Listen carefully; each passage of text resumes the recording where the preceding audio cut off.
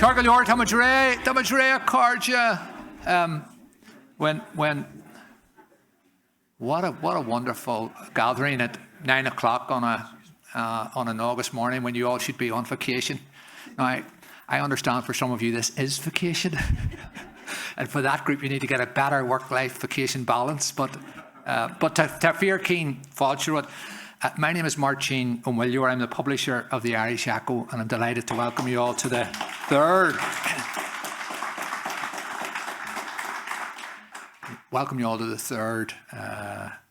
Big Irish Campfire. Boilam Falcher Lehe Corrove Higgin College de Iantakshaw at the Annuny is Neve Eranak Aro and Gaelic Smirlon.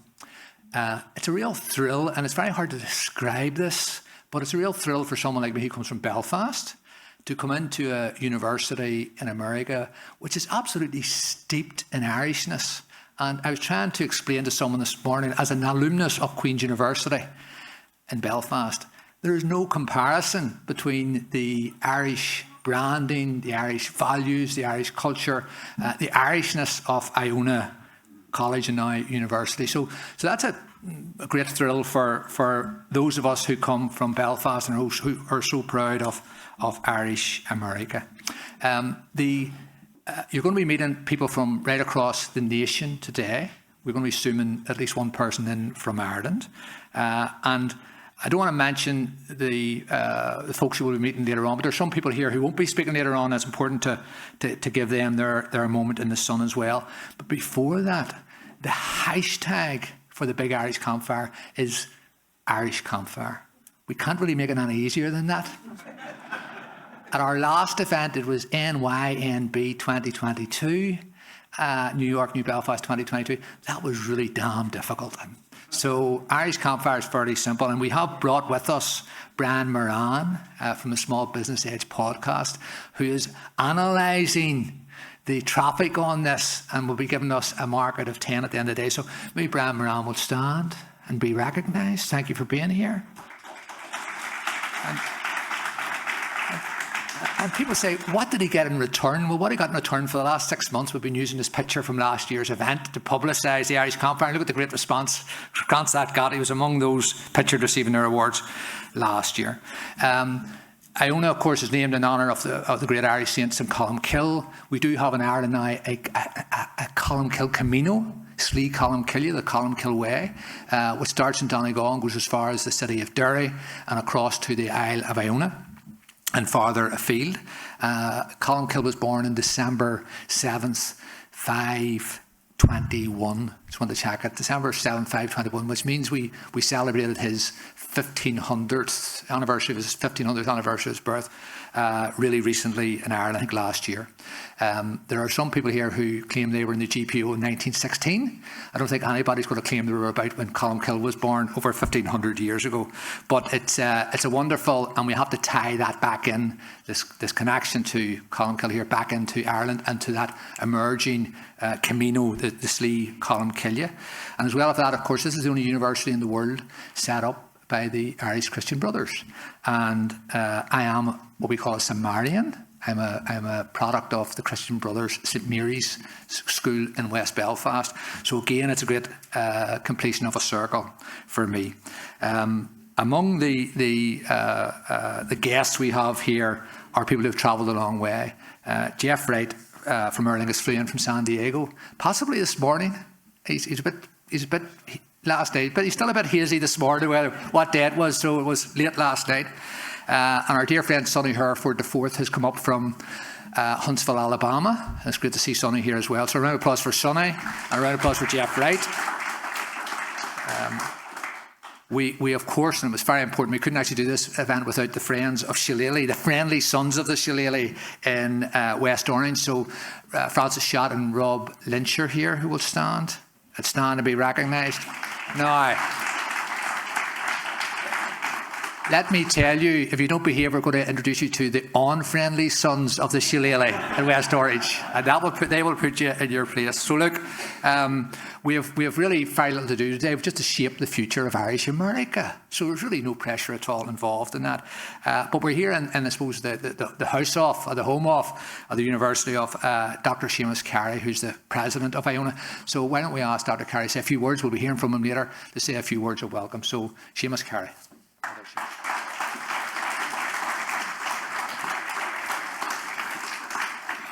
Good morning. Thank you, Marcin. You're all heartily welcome here to Iona University. This is really the first public event we've had since we've become a university. So that's sort of exciting, and to make it an Irish event is especially fitting. I just want to thank Marcin and Rob Walsh and their team. They've been an incredible partner to work with on this event. I know our staff here at Iona, hopefully, was up to the task. Well, I'll say a little bit more about that later. But I just want to say you're heartily welcome. I hope you take advantage of the campus and all it has to offer. I think it's conducive to the type of work that is intended to take place here today. Good conversation, some ideas, and some aspirational direction to come out of a day like today. And any small part we can play in that, we're happy to do. But I'm delighted to see you all, some familiar faces, and I'll be back in a little while to talk a little bit more with you. Welcome to Iona. Thank you. Thank you, Seamus.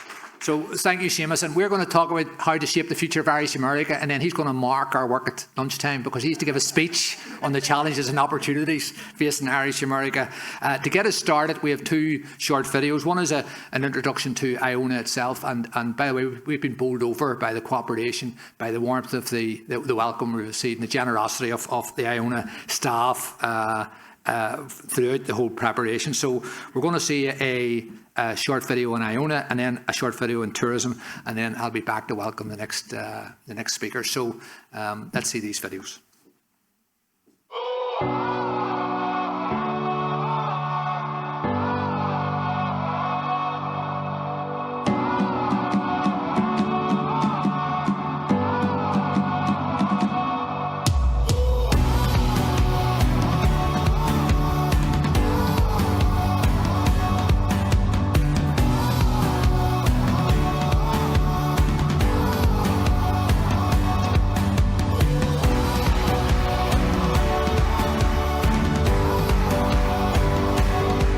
Today, I am proud to announce that Iona College is now Iona University.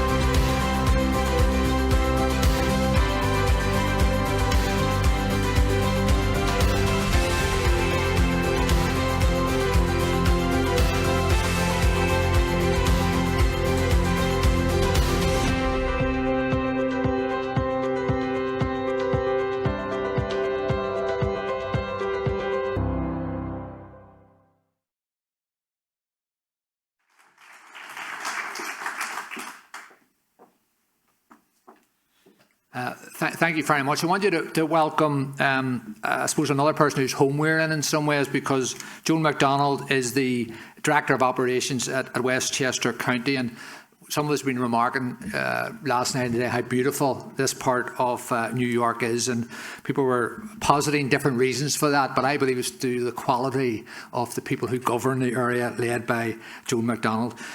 Joan, we met previously at the Irish Labour Awards. She's been honoured there. She's the CEO of the Westchester Chair of the New York State Bridge Authority Board of Commissioners, served in senior management positions for the City of New York, Metro North Railroad and the New York State Assembly, and she's more Irish than the Irish, so please welcome Joan MacDonald.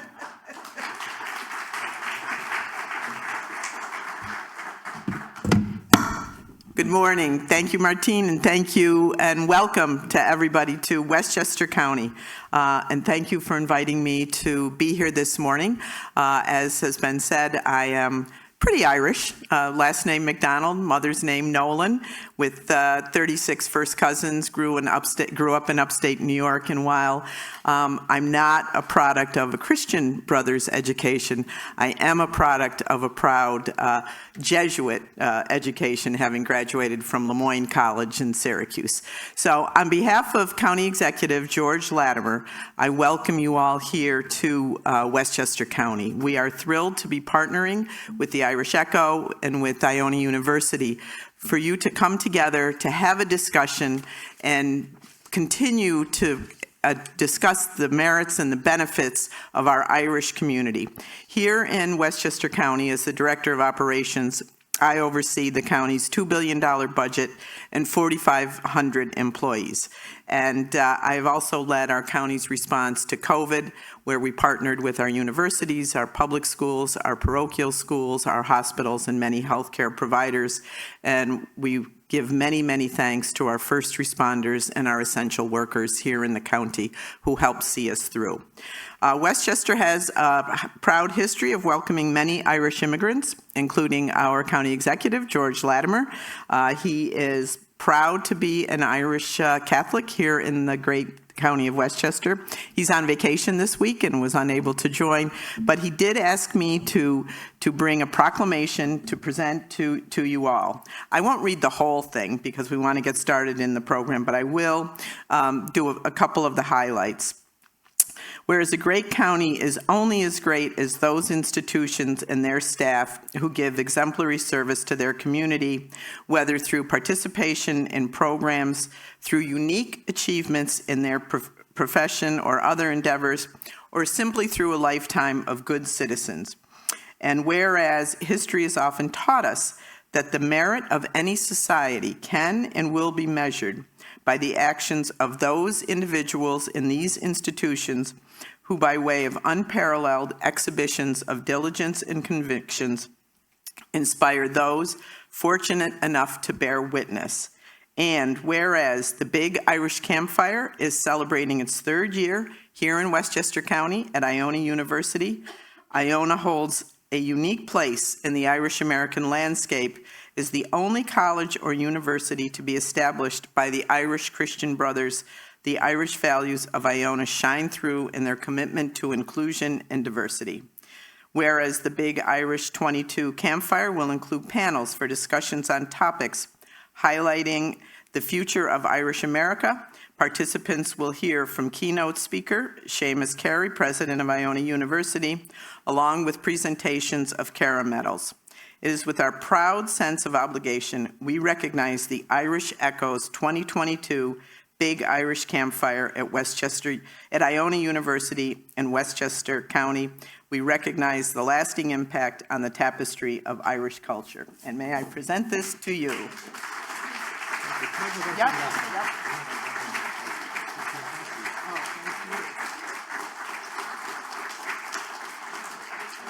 Thank you so much.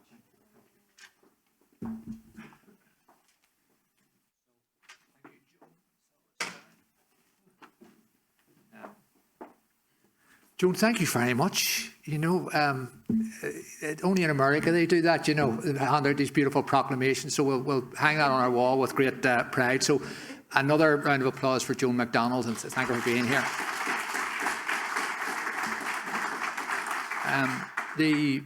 we depend very much on sponsors and partners to make the Irish Campfire possible, but certainly this year we wouldn't have an Irish Campfire at all were it not for the Grand Council of United Emerald Societies. And the person heading that's Peter Whelan, who's just retired after 36 or 37 years as an NYPD officer, and he personally wanted to get involved, and he's having a little bit of trouble, health trouble at the minute, so he may not be with us today. So he went through 36 years in NYPD, not unscathed, but came out fine, and then had a little bit of problem with a knee operation recently. So we wish Peter well and hope to see him back shortly. But the Grand Council is represented here today, and we'll be hearing more from them and seeing more of them later on today. But for now, let's see a video that shows the work of the Emerald Societies.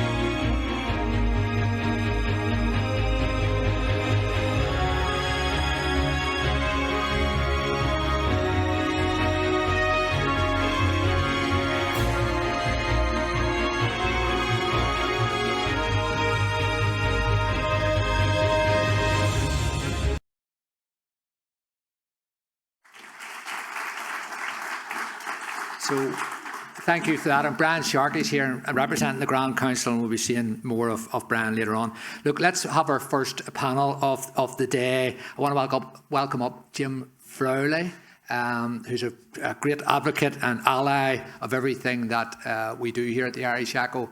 And he's sort of a neighbour of this place. I think he lives in this region, we would say, Jim, would we? Neighbour? Could 2 miles away or 200 miles away?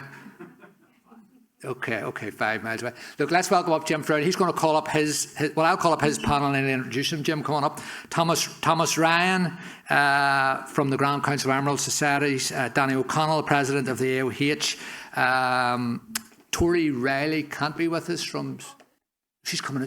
Tori Riley, how are you in Saratoga? So I think we'll have you on mute for a minute, but Tori, we do need to know which horses will win today. We need to know. All of the Irish horses. I believe Terry Finley's the one to watch. Right, I'm going to leave this panel to Mr. Frowley. Thank you, Marcin, and thank you, everybody, for being here. This is a topic very close, near and dear to my heart, the idea of repurposing Irish networks for the 21st century. And as we look around the room and we look at all of the people that are participating today, we know that there are quite a few, and the Irish love to get together. So how do we take the groups of people that are with us and beyond these rooms, and how do we get them to work together? The reason I'm really thrilled about it, there are really 3 reasons. One, it's extremely relevant to my business and what I do.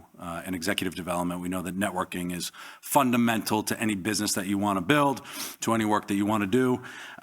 2, I have very strong opinions on how to elevate networks and make them incredibly valuable. And number 3, the people on the panel today are all doing very, very exciting and excellent things, and I know it's going to be very valuable. When I left corporate and launched my business 8 years ago, I recognized that I needed a network to help me build my business. And I didn't really know where to start. I didn't know how to network. I didn't really know the purpose of networking. I didn't really fully understand it, even though I thought I did. And when I started to look at what I could do, it all came back to being Irish and recognizing that the Irish were there to help. So I joined the Irish Business Organization. It was the first networking group that I joined here in New York. And it was very warm, very welcoming, and it completely changed the way that I thought about meeting other people and networking. So we know the Irish are everywhere, but corralling them can be difficult. And so there are so many divergent needs, so much diversity in the diaspora. And so how do you pull those people together? So when we can get them aligned, the impact's going to be huge. So let me introduce the panel today. First and foremost, to my right, your left, we have Danny O'Connell, the 49th president of the Ancient Order of Hibernians in America. Thank you, Danny. Thomas Ryan, representing the Grand Council of United Emerald Societies here today. And joining us in a very 21st century way on Zoom, we have Tori Riley, Vice President of the Saratoga Economic Development Corporation, and also representing the Irish Business Organization today. So we'll get with the panel right away. We're going to start with Danny. Danny, I feel like Irish engagement and networking is almost a tale of two cities. And when we think about the old and the new, when I grew up in the 70s and 80s, it was, Irish culture was very driven by the Wolf Tones, the Troubles, rebel music, especially in Irish America, that was just driving the conversation. And now there is a new Ireland, very tech savvy. It's peaceful. We have a whole generation that came up with very different experiences. So how do you begin to bridge that gap? Both, it's an Irish question and an Irish America question, but how are you bridging the gap between these very divergent perspectives from a networking perspective? Well, it's an interesting challenge for all of us. I think we've used the term a lot, multi-generational, and I don't like the term old. I used to like it, but all of a sudden I don't like it anymore. 17 years ago when I joined the national board, I used that term frequently. Now I'm multi-generational now.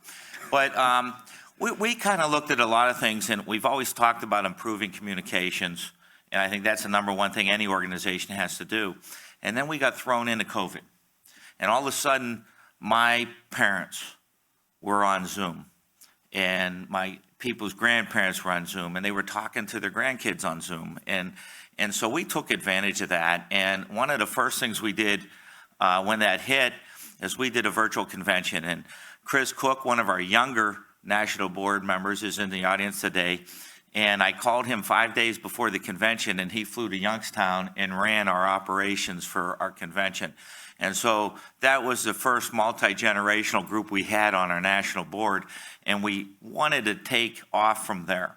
And so we looked at our next convention, which was just last month in Pittsburgh, Pennsylvania, and we wanted to engage the younger members, not just meet them in the hospitality rooms, but we wanted them to see the events.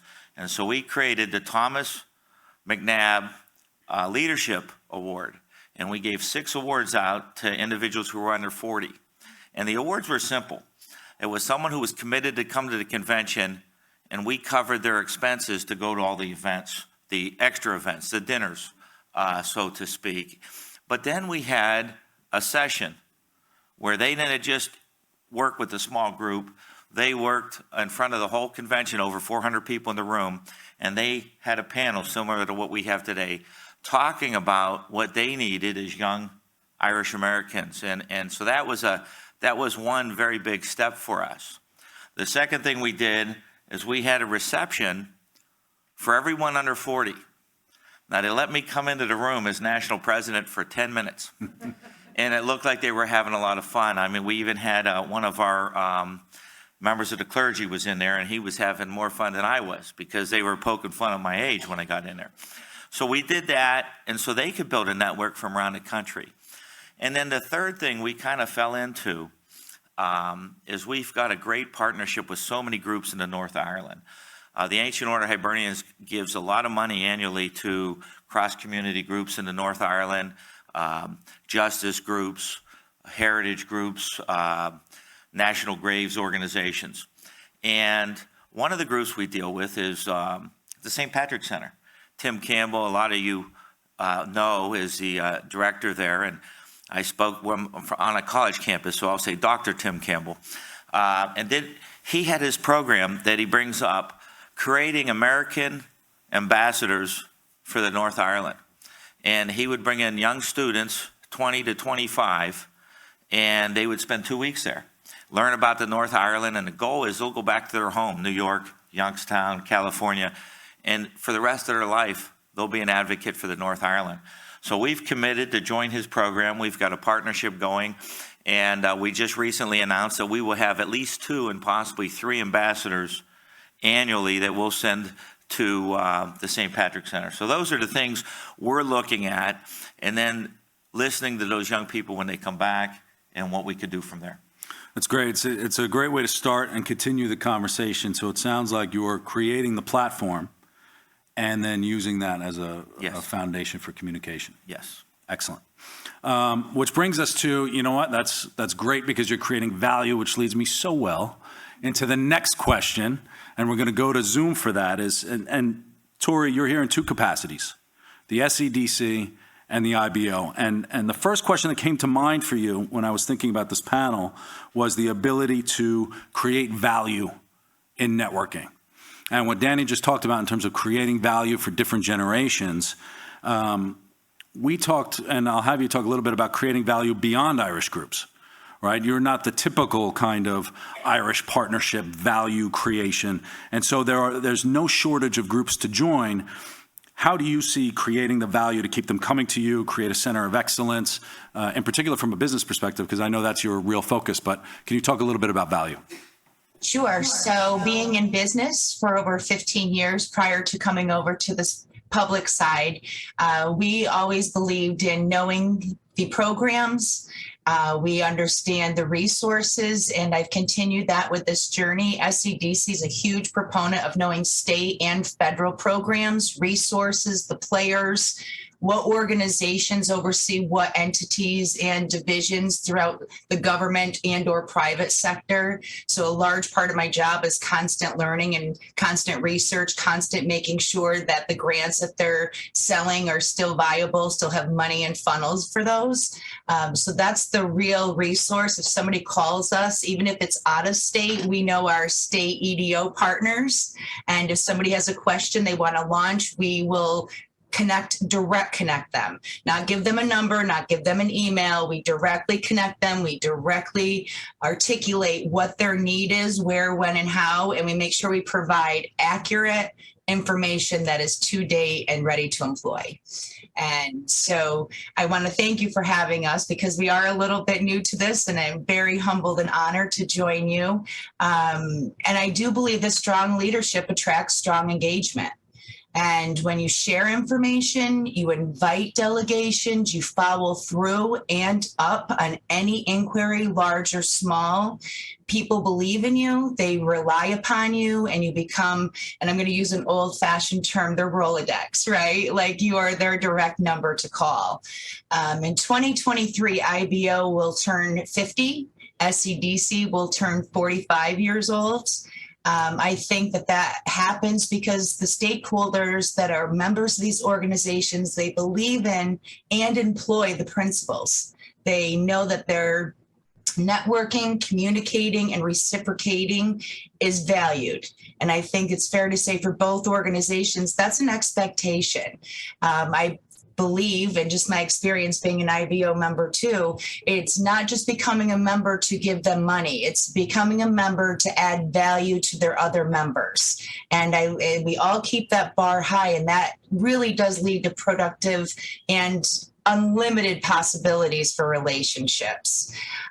We are very inclusive when we do missions, when we do any activities, when we have programs or partnerships, we'll share those. SEDC is a paid staff.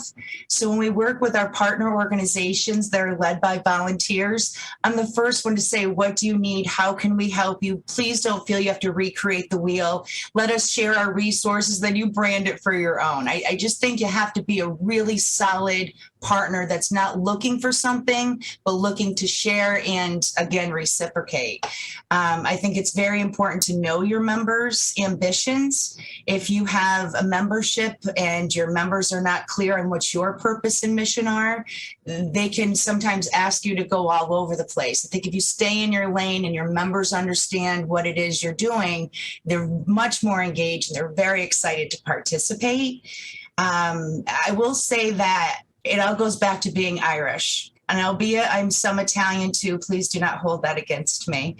I think being kind and courteous and caring are always going to be the stepping stones to how business will be done. And I think that if people trust you and they like you, they're going to encourage other people to utilize your resources. Time is money. We all know that. And it's nice that you're kind and courteous, but with that, you have to know what you're talking about. You have to be very altruistic. And I was blessed that I was in business before I came to this. So at this point, albeit I'm paid, I love helping people because all through my life, there's been people that have helped me. And I think it's just the Irish way. We support, we connect, and we celebrate and lift each other. And I think that's why both of these organizations have been successful and stay successful.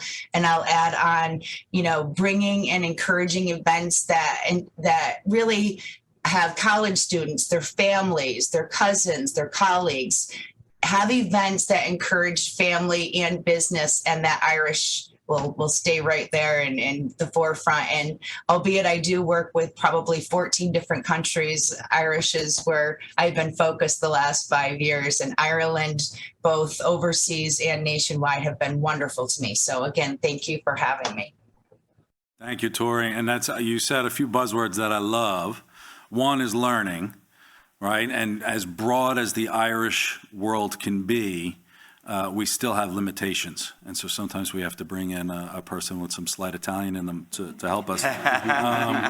But the real value of that in terms of, we have our different pockets of networks. There are people who can help us through these types of partnerships. And the thing you jumped out is the bureaucracy. I know from the boards that I've been on and filing paperwork and getting funding and all of those difficult I see Tammy here from Silver St. Patrick's Day. We know how difficult it is to get paperwork through these different bureaucratic things. So those types of partnerships can create real value as you reset for the 21st century. So thank you, Tori. I'm going to turn over to Tom Ryan. Tom, we've chatted a little bit about the different generations, multi-generational, not old and new. We've chatted about business. I saw on your video for the Grand Council, there is no strength without unity, which I thought was very apropos for the question that I'm going to ask you. You have a good story. You were telling me about how the Irish have facilitated connections for you individually.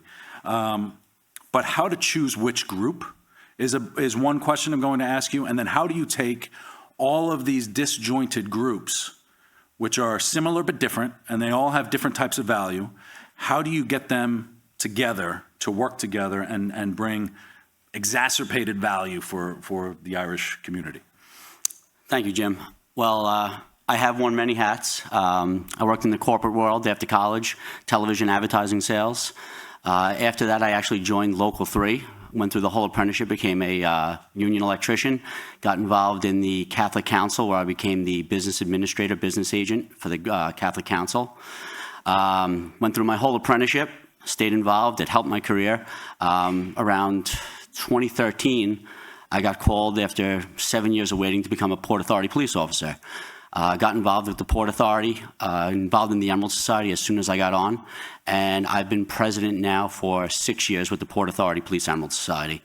Again, just getting involved, showing up, and showing interest has helped my career immensely. Since then, I'm the second vice president of the Grand Council of Emerald Societies. I'm here speaking on behalf of the Grand Council and Pete Whalen. One thing I noticed in all these organizations that I joined, in all the organizations I've been involved with, is they have three core principles that make them a strong organization: education, mentorship, and networking. One common denominator amongst all these organizations that I noticed where they lack the interoperability and the communication on a unified front. And that's something that we're constantly trying to mitigate and to make better, because it's the only way we're going to progress. And something that we do with the Grand Council of United Emerald Societies is an attempt to create a unified front for the Emerald Societies. The Grand Council has over 25 affiliated organizations, 20,000 members across the country. Primarily, our members are frontline workers, fire, EMS, education, utilities, but not only blue collar, we also have white collar workers. We have people in corporate, engineers with Con Ed. So we like to call it, we're not white collar, we're not blue collar, we're green collar. We're Irish Americans looking to meet with one another. We act as a political umbrella, and we help facilitate connections amongst these Emerald Societies. One thing that I can say we're doing right now at the Big Irish Campfire is progressing this even further. I met people today from the Irish Arts, the Irish Business already at the initial coffee break. It's great to meet all you individuals, and we're headed in the right direction by doing something like this and getting our names out there and getting our networks out there, and I look forward to meeting all of you. Thanks, Tom. And I think you hit the nail on the head. Each little pocket of an Irish group is almost specific, right? For you, it's almost to an industry, but there are so many different aspects which we could see at the campfire today of what Irish culture really means. And there are partnerships available in order to do that. So that's great. I'm going to follow up with one last question for the panel, and then if we have some time, we'll go to the floor for questions. And we didn't really prepare this question, but we're going to ask it anyway. I don't think you could talk about a 21st century network without talking about diversity. And when we talk about Irish culture, and we've got, whether it's multi-generational, whether it's gender-based, whether it's whatever, and we'll see some of the things later today with different types of diversity. Ireland is just naturally diverse. And when you go to the country of Ireland, it's naturally diverse.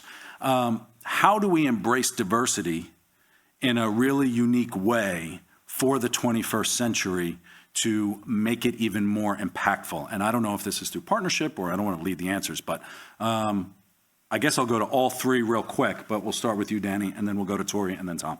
Well, I think that our work on immigration will help us with the diversity. When we start opening up immigration from Ireland, we'll bring the modern Ireland into the United States through people. And I'm blessed to work at a university, a very diverse group.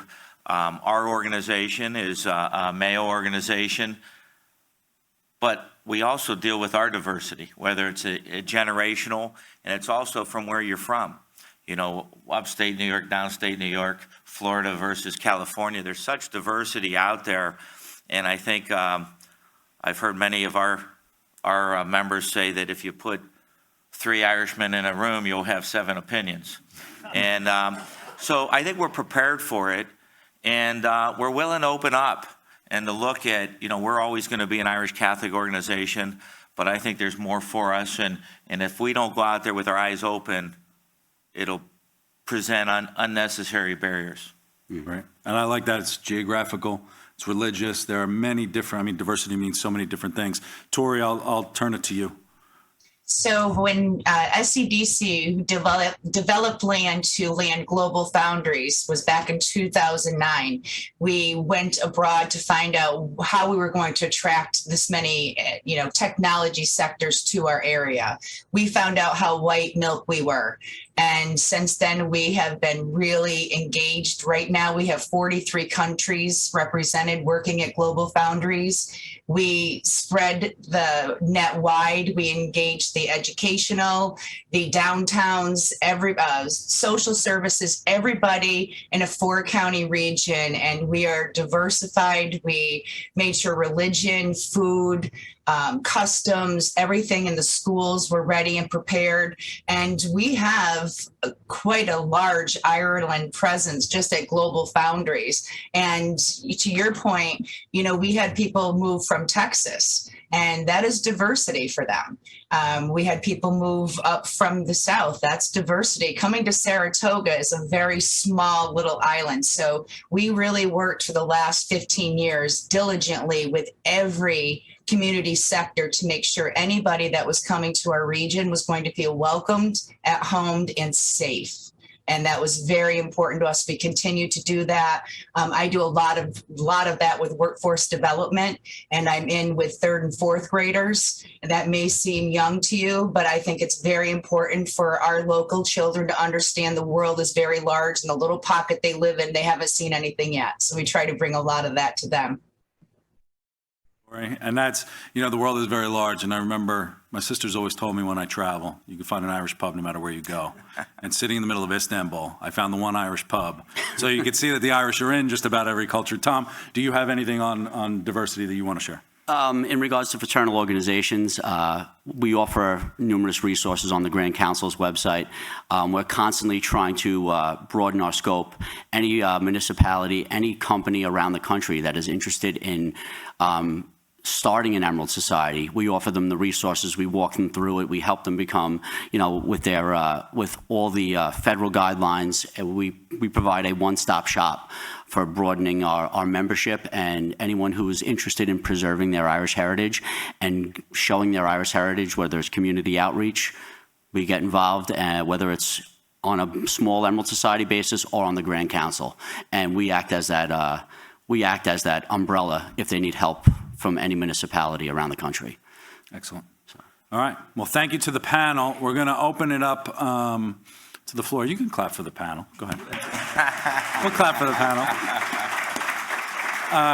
Colin has a microphone. We have a few minutes for questions. If anybody would like to ask or challenge, or no snide remarks, but we'll go for any questions. Oh, Francis up front. Yeah. Hi, my name is Francis Schott, and I've been involved in a couple things. I'm here with my buddy Rob Lynch. I belong to a Irish American fraternal organization called the Friendly Sons of the Shillelagh. In West Orange, New Jersey, there are 4 Shillelagh clubs in New Jersey. And in case you're wondering, yes, the name is a joke. And you can look up an old Jackie Gleason skit. We are literally named after a joke. However, we've been around for 55 years. And we own our own club, and we own a bar that's open to the public. As far as I know, we're the only Irish bar that's owned by an Irish fraternal organization that's open to the public. So come on and have a drink if you're ever in West Orange, New Jersey. But one of the things that's happened, our club started 55 years ago as a place for blue-collar workers, police, fire, people who worked in the factories in Newark to stop by and have a drink on their way home, where their wife was making the pot roast with the 12 kids, and then, that was what we were. And as time went on, and the society changed, and a lot of the Irish American community moved away from West Orange, we stayed, especially because we have our own clubhouse, kind of the platform for a lot of different Irish American organizations call us home and use our facility. And so, our membership is spread out now throughout New Jersey. And one of the things I think we do well, because we have a bar and a facility that we can open to the public, is all the different organizations come through our facility. But one of the things that strikes me as the Irish American community gets spread out in New Jersey and all isn't in the same town or the same neighborhood anymore. And as 3rd and 4th generation Irish Americans, some of them don't identify as being Irish anymore. Their last name is Fitzpatrick, and they put on a Kiss Me I'm Irish shirt on St. Patrick's Day, and that's all they know about it.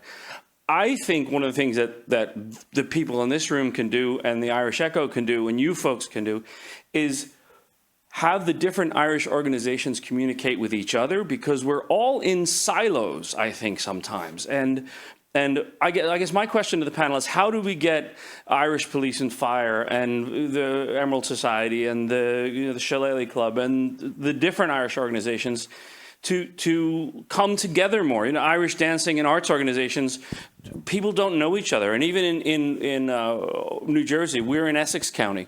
I grew up in the Irish American community in Essex County, New Jersey. Hudson County is right next door. I didn't know anybody who was in an Irish American community in Hudson County, New Jersey. It was 15 miles away. So I think what you're doing and this panel, I think it's really important. I don't see that work being done. Do you guys have any ideas or think how that's happening? Tori raised her hand right away, so I'll let her go, and then go ahead, Tori. So I would say we've only just begun, but we open our doors to everybody. The IBO New York, we were a member. We quickly realized we had a surplus of Ireland-based businesses that needed immediate help. We reached out to them. They helped reach out to others. So I think a really low-hanging fruit item would be just to share each other's information on a website.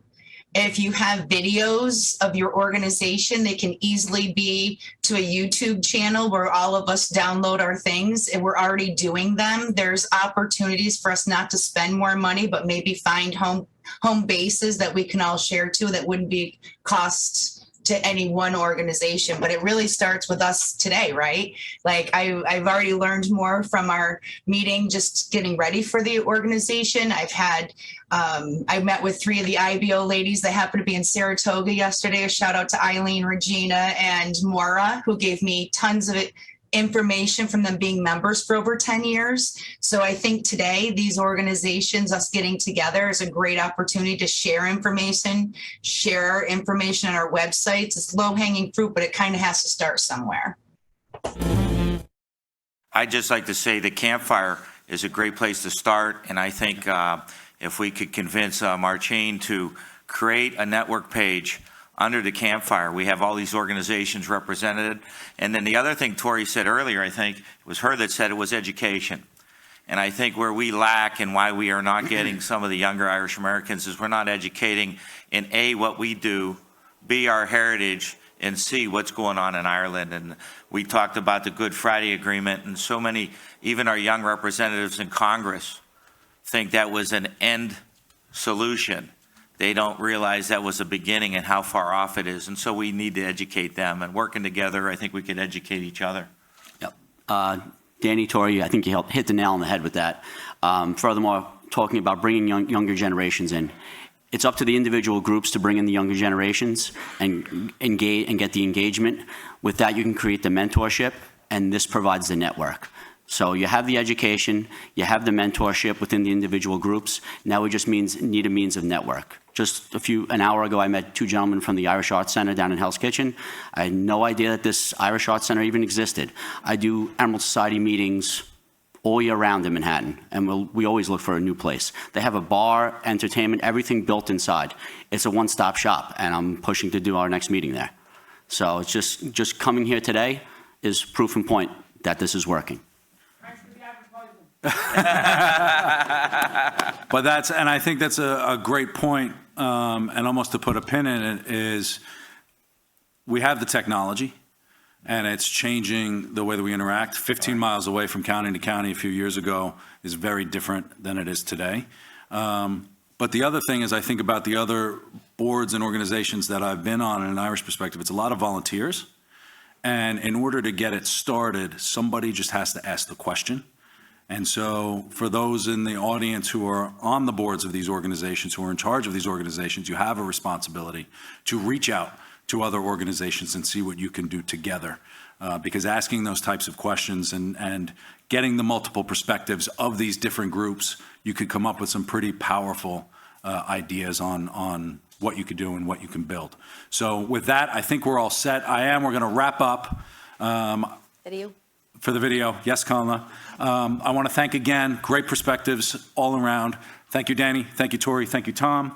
Thank you. We are going to wrap up now with a video from the Saratoga Economic Development Corporation. And so thank you, everybody. Have a wonderful conference, and I'll meet you all outside. Good job. Thank you. Good job. From an Irish-US perspective, there's a very strong relationship between the two countries. America has 8 times more Irish people than we do. Ireland is a country of 5 million, and there are currently 34 million Americans who claim Irish ancestry. The Irish Business Organization of New York. We'd like to do anything we can to help businesses from Ireland set up operations in Saratoga County. The Irish love horses, horse racing, so where else would they rather be than Saratoga? We've been very, very fortunate here to obviously meet people like Dennis and the guys here to introduce us to people. We've fallen in with some fantastic business partners. They've been so warm and so welcoming to us, and it's just been a great partnership. Very happy to be in Saratoga. All of the Irish companies that have interacted with Tori and Dennis have given me such positive feedback. So I'm very proud to work with SEDC because I can go back to companies that I interact with and say, this is a good partnership for you, and they'll help you in any way they can.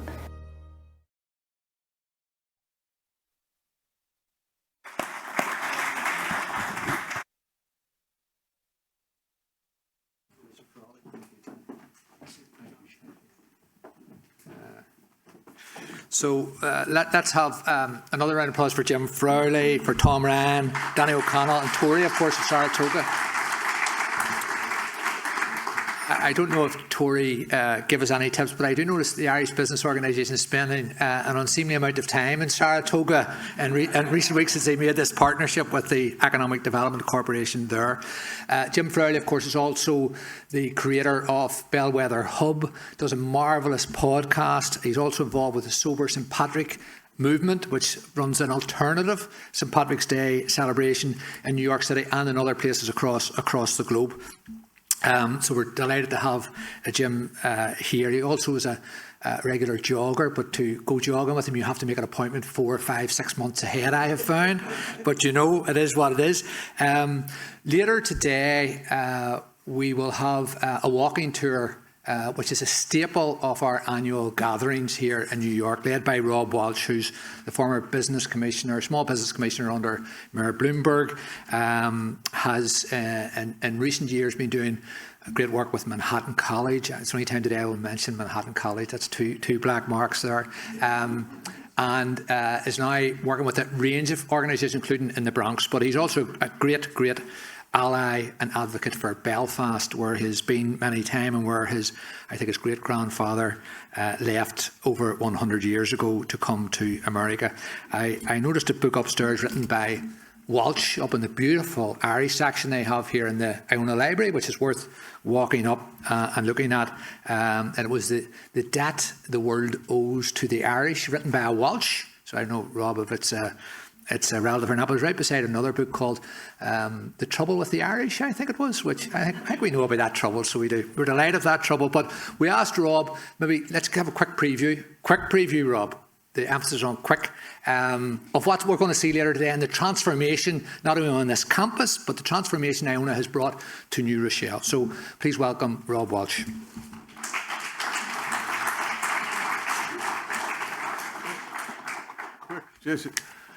I told Marcin I don't clear my throat in 3 minutes, so I don't know what that's all about. But it's great to be here, and it's great to be at Iona College. There's a good reason why they are now Iona University, and we're going to hear a lot more about that from Seamus. Joan, I probably need an executive order from the Westchester County Executive to be doing a walking tour above the 5 boroughs. It's okay. So I got the approval from Westchester. You know, it's been a real challenging 2 years, certainly. And during that time here at Iona, and there's a good reason we're here, is that they've been growing with a big, bold vision. And we're going to see a little bit of that today from the community building aspect. They just built a new campus at Concordia College, a 28-acre campus, where they're going to be building a new health sciences school in partnership with New York Presbyterian. But what I'm going to focus is on small business and what they have done to strengthen the retail corridor just outside their door. And I think a pet peeve of mine, being in this business for years, has been so many colleges, so many universities, so many medical centers turn inward. And what Iona has done is built right outside their front door a new student housing facility that brings hundreds of students. It brought a market, a restaurant, and has stabilized and strengthened the rest of the retail center. And we'll go by a small business center called Gale Ventures, where they're helping entrepreneurs and small businesses. And Marcin, at the end of this tour, I found an Irish pub. No, I found a small business.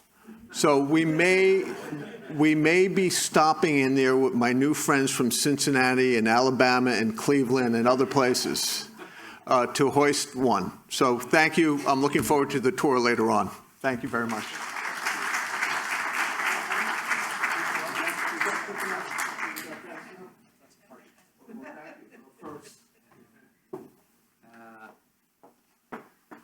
Thank you, Rob. And we will have sunblock. We promised to bring sunblock because we're always shocked at how hot it is I suppose it is the 19th of August. So there you go.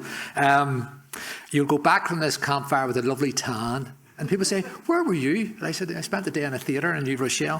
One of the great heroes of Irish America is Dennis Mulcahy, NYPD officer, founder of Project Children, which has made a positive impact on the lives of thousands of children from Northern Ireland. And you'd be amazed, the relationships founded 30, 40, 50 years ago continue to this day. So last week, for example, in Belfast, we had a cruise ship come in, a couple from New York, Marty and Mary Kennedy, met up with a young man called Stephen Rooney, who stayed with them 30 years ago, who now has his own family.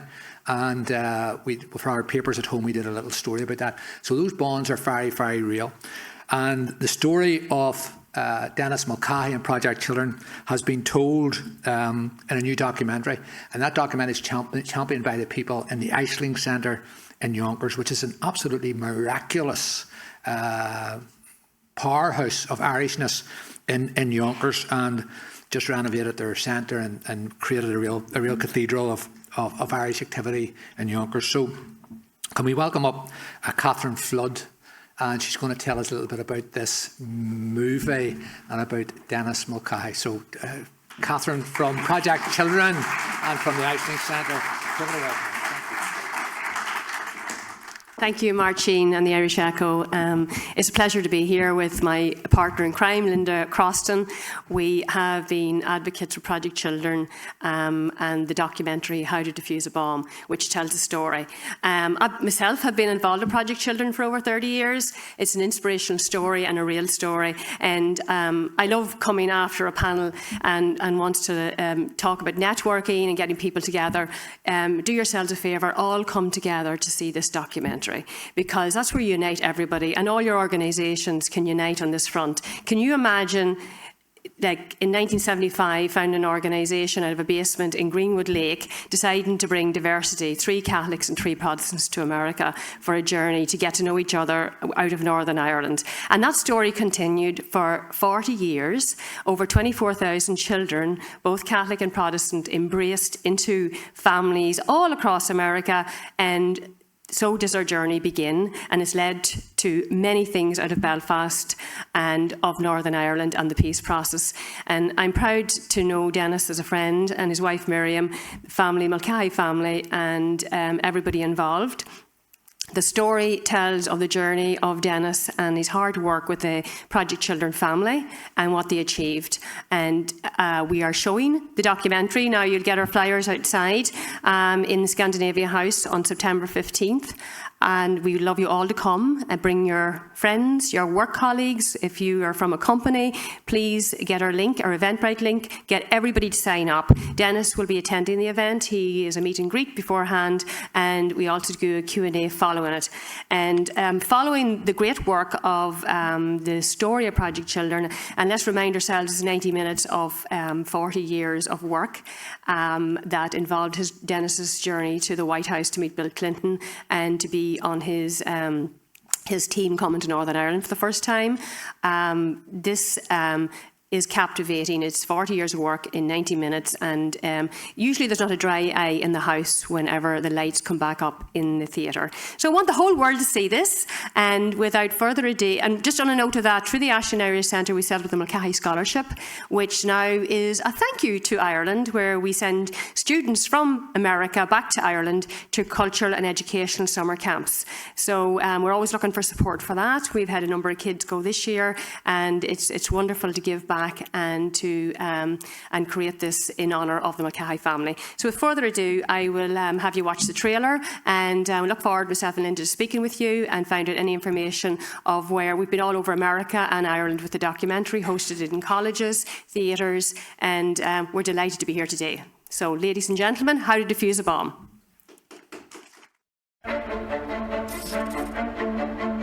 I was somewhat fascinated with explosives, and that's what led me to joining the bomb squad. You'll read about devices going off in Ireland. You were always curious as to what kind of a device it was, you know, how it was set up, how it was meant to go. There used to be a joke between bomb techs. When you cut a wire, you can hear it.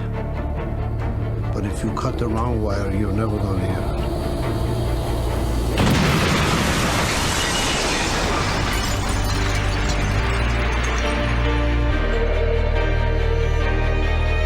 In the early 1970s, Belfast was rapidly becoming one of the most bombed cities in the world.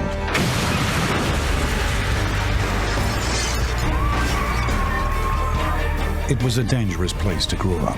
Among the dead are Protestants and Catholics. Some are children. This is not just a British problem. This is an international problem.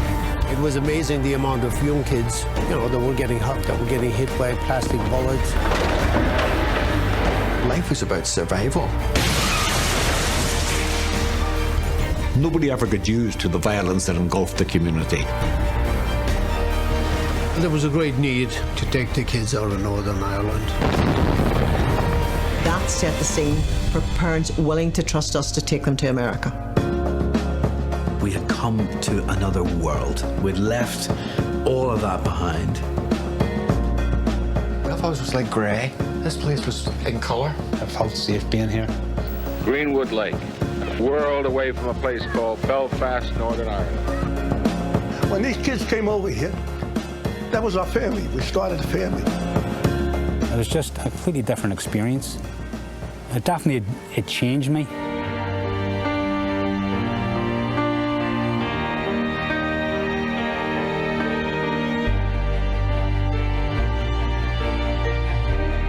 Project Children smoothed the way for the peace process in Northern Ireland before there was a peace process in Northern Ireland. Janice has been involved in the work of reconciliation for a very, very, very long time, long before any of us. We will stand with you as you take risks for peace. He knew then that he'd not only save some individual lives and create some different futures, but it might move the country.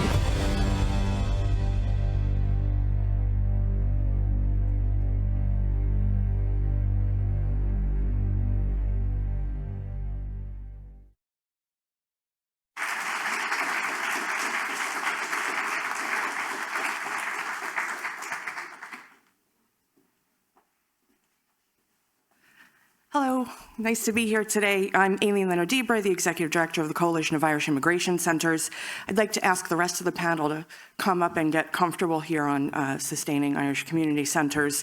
But before we delve into what will no doubt be a really interesting discussion related to innovating for the post-pandemic era and Irish community centres, I'd like to invite Liam Reedy up, who is the president of the United Irish Cultural Center in San Francisco. He's going to speak on San Francisco's $60 million Irish Center plan, and then we'll move on to our panel.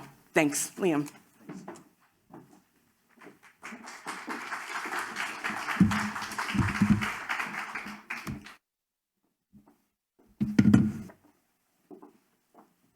So this is my cue? Okay. So, to an áthar storm a bhean seo nov, chun labhart faoin scéal mór spreagúil a tháinig amach San Francisco le bliain anuas. Is actually mór faoi láthair ach I gceann cúpla bliain. Táimid ag súil leis an aisling sin a buint amach trí inad, nua a Gaeilge a thógáil ag car néamh Prontius. I'm pleased to be here this morning to talk to you today about our very ambitious project in San Francisco that has been developed in the last year or so. It's a dream right now, but in a few short years we hope to expect to realise that dream and build a new Irish Centre in the city of St. Francis. So the proposed redevelopment of the San Francisco United Irish Cultural Centre is something of a feel-good story that has come out of the pandemic. And in fact, as you'll see in a few moments, this was well underway before the pandemic. Again, I'm here this morning on behalf of a multitude of volunteers and supporters back in San Francisco.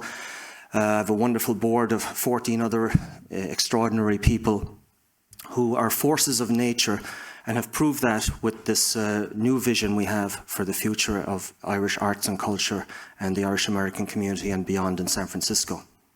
For those in our international audience and for people who are very much East Coast centric, we're here on the West Coast of the United States. More specifically, we're on the southwest side of the peninsula of San Francisco, if you've ever been. The sunset, this is looking north towards the Golden Gate Bridge, Pacific Ocean. We're right there at the edge at 45th and Wawona. Downtown is to the right, and predominantly most of this area was built in post-World War II. Prior to that, it was predominantly sand dunes. It's an area of the city where the Irish flocked out of places like the Mission and Noy Valley after World War II, when new developments allowed new communities to be developed out here. So the Irish Centre is there on the west side of the city, across the road from the San Francisco Zoo. Now, with this is what the present-day Irish Centre looks like. It's almost a 50-year-old building. Extends about 2 stories. It's about 20,000 square feet.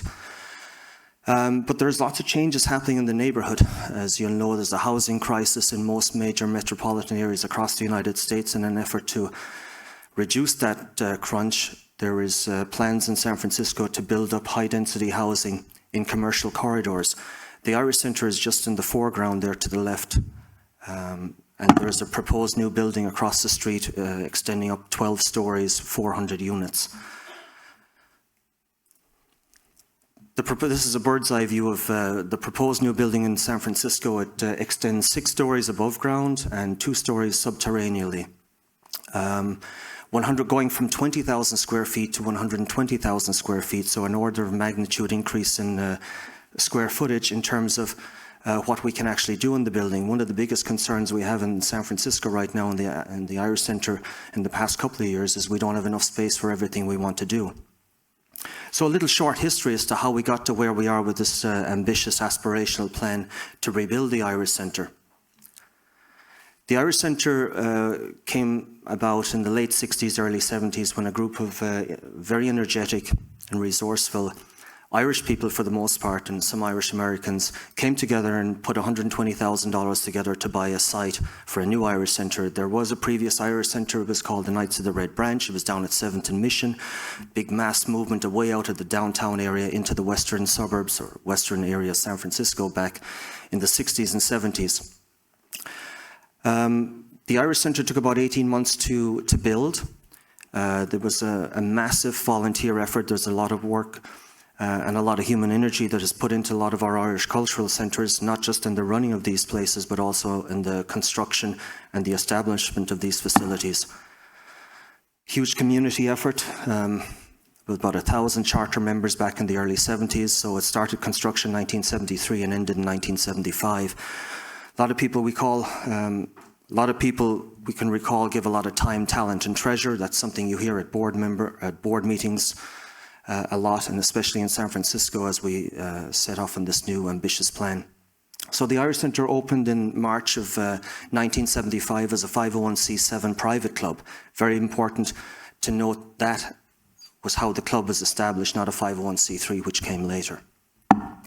So it became a destination for the Irish for the past 5 decades. A wonderful servant to the community. Everyone can attest to attending a wedding, a funeral, a life event, memorials, music concerts, fundraisers and dances at the Irish Centre. So it's definitely the heartbeat of everything that's all things Irish in San Francisco, and as I say, it has been for the last 5 decades. So how does something as strong as that Irish Centre, how does it fall in hard times? Well, of course, with the passage of time, we do hear things like, oh, the Irish Centre is dated, it's outdated, it's tired, it's antiquated, and somebody from British Columbia told me one time, man, this place is retro.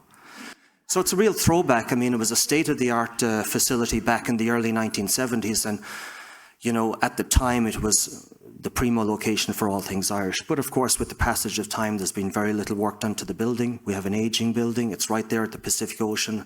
Not a lot of the materials, HVAC equipment on the roof is weatherized, so much of it is reduced to iron oxide.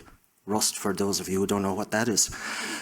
We have, of course, plumbing and electrical issues in the building, and of course the roof was recently put on about 20 years ago, and we've been managing to prevent major leakages. So one very important thing happened about 5 years ago. The membership decided to change from a 501c7 to a 501c3 public charity. So the people who originally were the charter members all owned a little piece of the property, and they surrendered that to a 501c3 public charity. Now this was in an effort to sustain the Irish Centre. We would get an executive director in who would, solicit financial support from foundations, government agencies and private donations. That executive director lasted 1 year. It didn't work out. Unfortunately, economic headwinds, the banqueting facility and the bar restaurant facility had very much reduced economic activity. And the writing was on the wall. When you're spending more money than you're taking in, then you're running into a major financial crisis. Without much notification, the Irish Centre closed abruptly at the end of 2018. And I can't imagine, I remember speaking passionately at the night when it was disclosed that the Irish Centre was going to be closed. I said, how can this happen? There was no canary in the gold mine telling us that there's something seriously wrong. So how do you go from a closed facility where nobody has any interest in keeping it going to now proposing a $60 million rebuild, although with recent inflation that number is going to go north of $60 million. But again, 60 million, 70 million, 80 million, all those things are numbers. So how did the genesis of the Irish Centre 2025 project come about? I mentioned this is well underway. The recovery at the centre was well underway by 2019. We had about 15 months of a head start on COVID.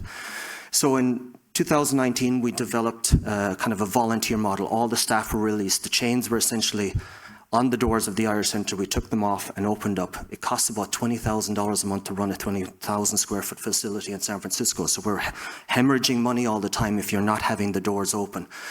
So in 2019, we actually ended the year in the black. If we were a Fortune 500 company, I'm sure we would have all got massive bonuses. But again, all volunteers, a tremendous amount of human energy to keep it open for all what we call the PGA majors. Put on an event and make sure we're going to make money at it and encourage our membership to keep paying their dues. So the recovery was well underway by the end of 2019, and early 2020, we're now going to expand our programming. We had a huge slate of events planned for March of 2020. I'll just mention the rebuild again because I use this a lot. Rescue, recovery and rebuild. The impact of COVID was pretty dramatic. We were going to celebrate 45 years on 45th Avenue. Marketing executives here in the room would be delighted to be promoting 45 years on 45th Avenue. You couldn't develop a script for this. However, it wasn't all what we had planned it to be. We were shut down by the Department of Public Health in San Francisco on Sunday, March 12th, 2020. This was a massive blow to our annual budget because, as you know, St. Patrick's Week is a huge week of festivities and activities, and we generate a lot of our annual revenue from those activities. Like every other charity, this is one thing I've learned as being a board member and more recently VP and president of the Irish Centre. When you're in the business of being a charity, don't be afraid to be asking for money all the time. Just be transparent and making sure that it's being money well spent. So we raised $160,000 during COVID as part of an appeal. People were throwing money at us. So we developed a couple of new enterprises. We talk about innovation and pivoting and trying to make ends meet with a closed facility. We opened up Wawona Gates, which was our outdoor dining experience. We also developed an Irish shop, and all these tended to bring people back into the Irish Centre. They hadn't a lot of places to go, and so they helped us to keep us going. What did this do? This reinvigorated our membership like you wouldn't believe. Volunteer supporters came out in their droves, hundreds of people. They had nothing else to do except go to the Irish Centre and spend a few hours helping us out. Membership doubled, our donors came out. We did all kinds of things at Wawona Gates. We had pancake breakfasts. We were able to celebrate St. Patrick's outdoors. We had jazz. We brought back Irish music. We brought back Irish dancing. I built a little stage in the corner. They said, Liam, what are you doing? $600 for a stage? Are you crazy? I said, it'd be crazy not to. They have no place else to go. So the St. Patrick's appeal, at the end of 2020, I became VP, and eventually in 2021, I became the president. They said, Liam, you've bought loads of money now. What are you going to do? So I looked at the roof. We wanted to show the membership we were going to do something constructive. I said, let's look at the building integrity. You know, earthquake country, you've got to make sure it's going to stand up on the next big earthquake. So we looked at putting solar panels up to reduce our carbon footprint and just save money. So I solicited information or help from people in the community to come in and let's talk about what we could do at the Irish Centre. We had now been in the black for over 2 years, and we were looking at maybe doing several things. And some of the building options that came out of the meetings we had with motivated individuals, contractors and community partners was one, do we remodel and add another floor to the Irish Centre? Do we sell the building and move elsewhere, start over with a rebuild, or D, no action? The thing that gathered most interest was actually the rebuild. The remodel, not so much. We could raise $5 or $10 million and bury it in the walls, in the ceilings and in the floors, and no one would ever see it. It would still be the same Irish Centre. We wouldn't have enough, we wouldn't gain another extra square foot of programming space. God bless the Irish dancers. We have 6 Irish dancing schools now operating out of the Irish Centre. Pre-COVID, 0. So there's appetite in the community, and we can rent to those organisations and partners because the appetite is there. We have an expanding cultural programming facility, Irish music, Irish drama. We've had successful Irish summer camps, and this is all about engaging the juveniles. Today's juveniles are tomorrow's seniors. Think about sustainability, get them on the conveyor belt early. We don't have enough, of course, space for our collections or exhibits that we have at the centre. Teaching our kids programs. You know, the library is jam-packed with all kinds of ephemera and books, 3,000 titles, books stacked on top of each other.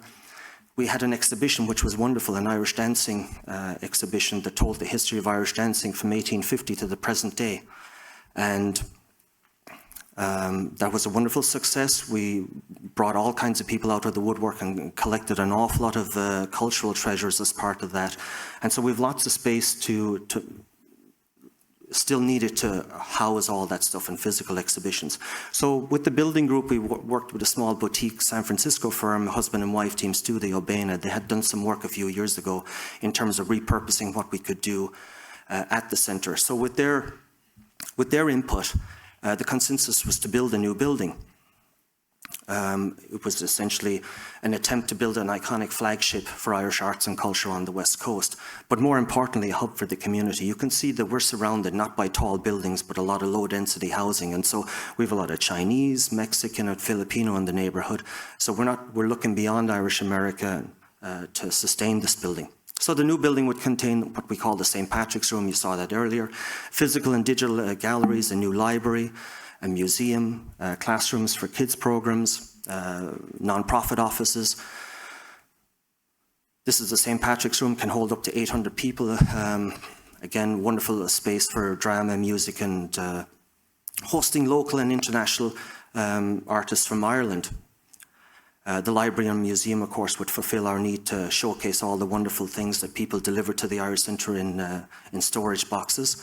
Of course, we talk about activating the building. What are the financial engines behind the big Irish Cultural Arts Centre on the West Coast? And one of those is, of course, something like a swimming pool. Difficult to build, easy to build, difficult to maintain, but it drives membership. Economic sustainability, sports gym, of course, another financial engine that would attract membership and keep the building going. We don't have to talk too much about restaurant and hospitality facilities. That's a no-brainer. I will say, though, that the sensitivity of the old building is included in the new with the incorporation of some of the physical attributes. As you can see, these glue lamps in the Emerald Bar, they're in the St. Patrick's Room right now. But we'll repurpose some of that stuff to get you know, all these people who built the building, original building, on our side, so to speak. Again, the lobby and interests them. Okay, so a landmark building at the corner of 45th and Wawona. Lots of people want this to happen. Here's all the local endorsements. We've got all the local politicians from the mayor down to the local supervisor. What are the recent updates? We've been busy fundraising. We haven't a fully developed capital campaign yet, but we have $12 million raised. We finished a feasibility study on March 2nd, which basically tells us that the building can wash its own face. Build it and they will come. We've been fortunate enough to get some funding from the Irish government through the Strategic Diaspora Grant Programme at the end of last year. Here we have Ambassador Mulhall giving me $100,000. I always like getting those checks.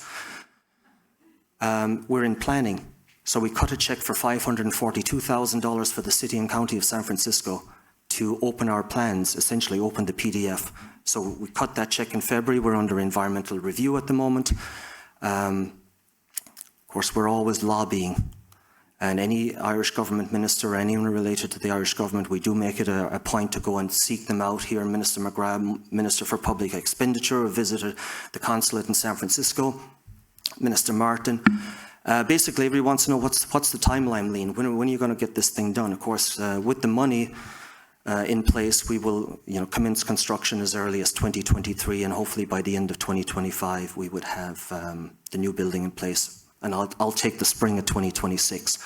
So thank you. We're going to play a short video on the 3D fly-through of the new building. Thank you.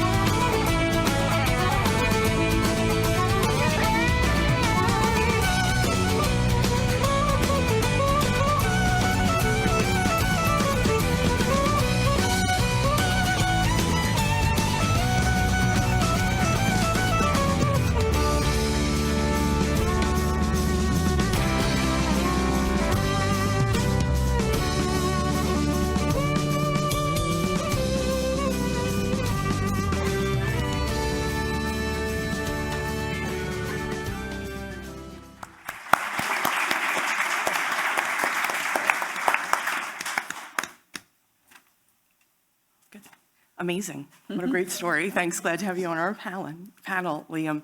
So thanks to Marcin. Thank you, the Irish Echo, for having us. Very excited to be here on this next panel with the people I will introduce in a moment. It's a nice spot for us after talking about the plans for the Irish Centre in San Francisco and our colleagues talking about networking and diversity amongst Irish community members and Irish community organizations. So we're thrilled to be here. As I said earlier, I'm Aileen Leonard-Debra. I'm the Executive Director of the Coalition of Irish Immigration Centres. This is an exciting topic for me, as the coalition is made up of 10 Irish immigration centres across the United States doing absolutely magnificent work in communities across the country. I'm thrilled to be here, as we said, with Liam Reedy, the President of the United Irish Cultural Centre in San Francisco, Natalie Nugent O'Shea, who's the Executive Director of Kelton Junction Irish Arts, Maureen Kennedy from the Irish Heritage Centre in Cincinnati, and Pat Carolyn, who's the former President of the Gaelic American Club in Connecticut. So we are here to speak about innovating for the post-pandemic era. In advertising for this event, the Irish Echo sent a tweet the other day, said our cultural and community centres are the very backbone of Irish America. And I thought to myself, isn't that true? This is in typical times when people come to gather and to take classes, and in our case at the Coalition to get immigration or wellness help. But also we saw the resilience and the strength of the community in uncertain times over the past 2 years with COVID. And not only was it strength and resilience, but it was innovation. And all of that leading to sustainability of not only Irish culture, but the community centres that promote that culture throughout the United States. We all had the opportunity to speak the other day, and we could probably sit here all day and talk about sustainability of Irish community centres. But several topics came to the forefront of what's working for these particular organizations. I want to highlight them and then hand off to our panelists to talk more about the great work that they're doing in their organizations. Several of the overarching topics that we hit on were inclusivity, collaboration with community partners, cultural exchange, the hub of socialization in the Irish community, and the importance of what that was and what it became in service provision, as well as cultural affinity and sharing. And then, of course, financial sustainability and unique ways in which to achieve that to keep things going. And finally, touched on by our colleagues earlier, the importance of looking at different generations of people coming to the centers and keeping Irish culture alive in America today. I'd like to hand off to Natalie. Natalie spoke really in depth about how the Celtic Junction Arts Center actively works on being inclusive and actively works on bringing people into the center who have an Irish affinity and sharing the culture in that way.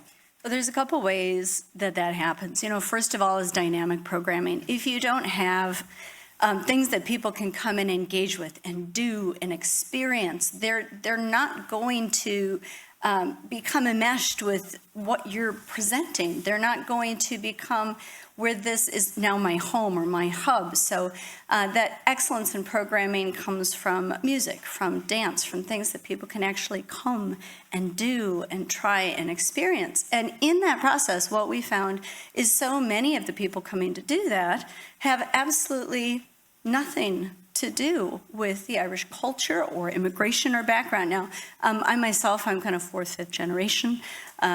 Noonan, Nugent, Finnegan, Foley, it's all, kind of mixed up back in there with enough Scandinavian to keep me on time. But a lot of our people that are engaging just find the music fascinating. They find the dance intriguing. They saw this, and they see these things at festivals, at different ways that we work with our community partners, and they're just, I want to do that. I don't just want to hear it. I don't just want to see it. I want to do it.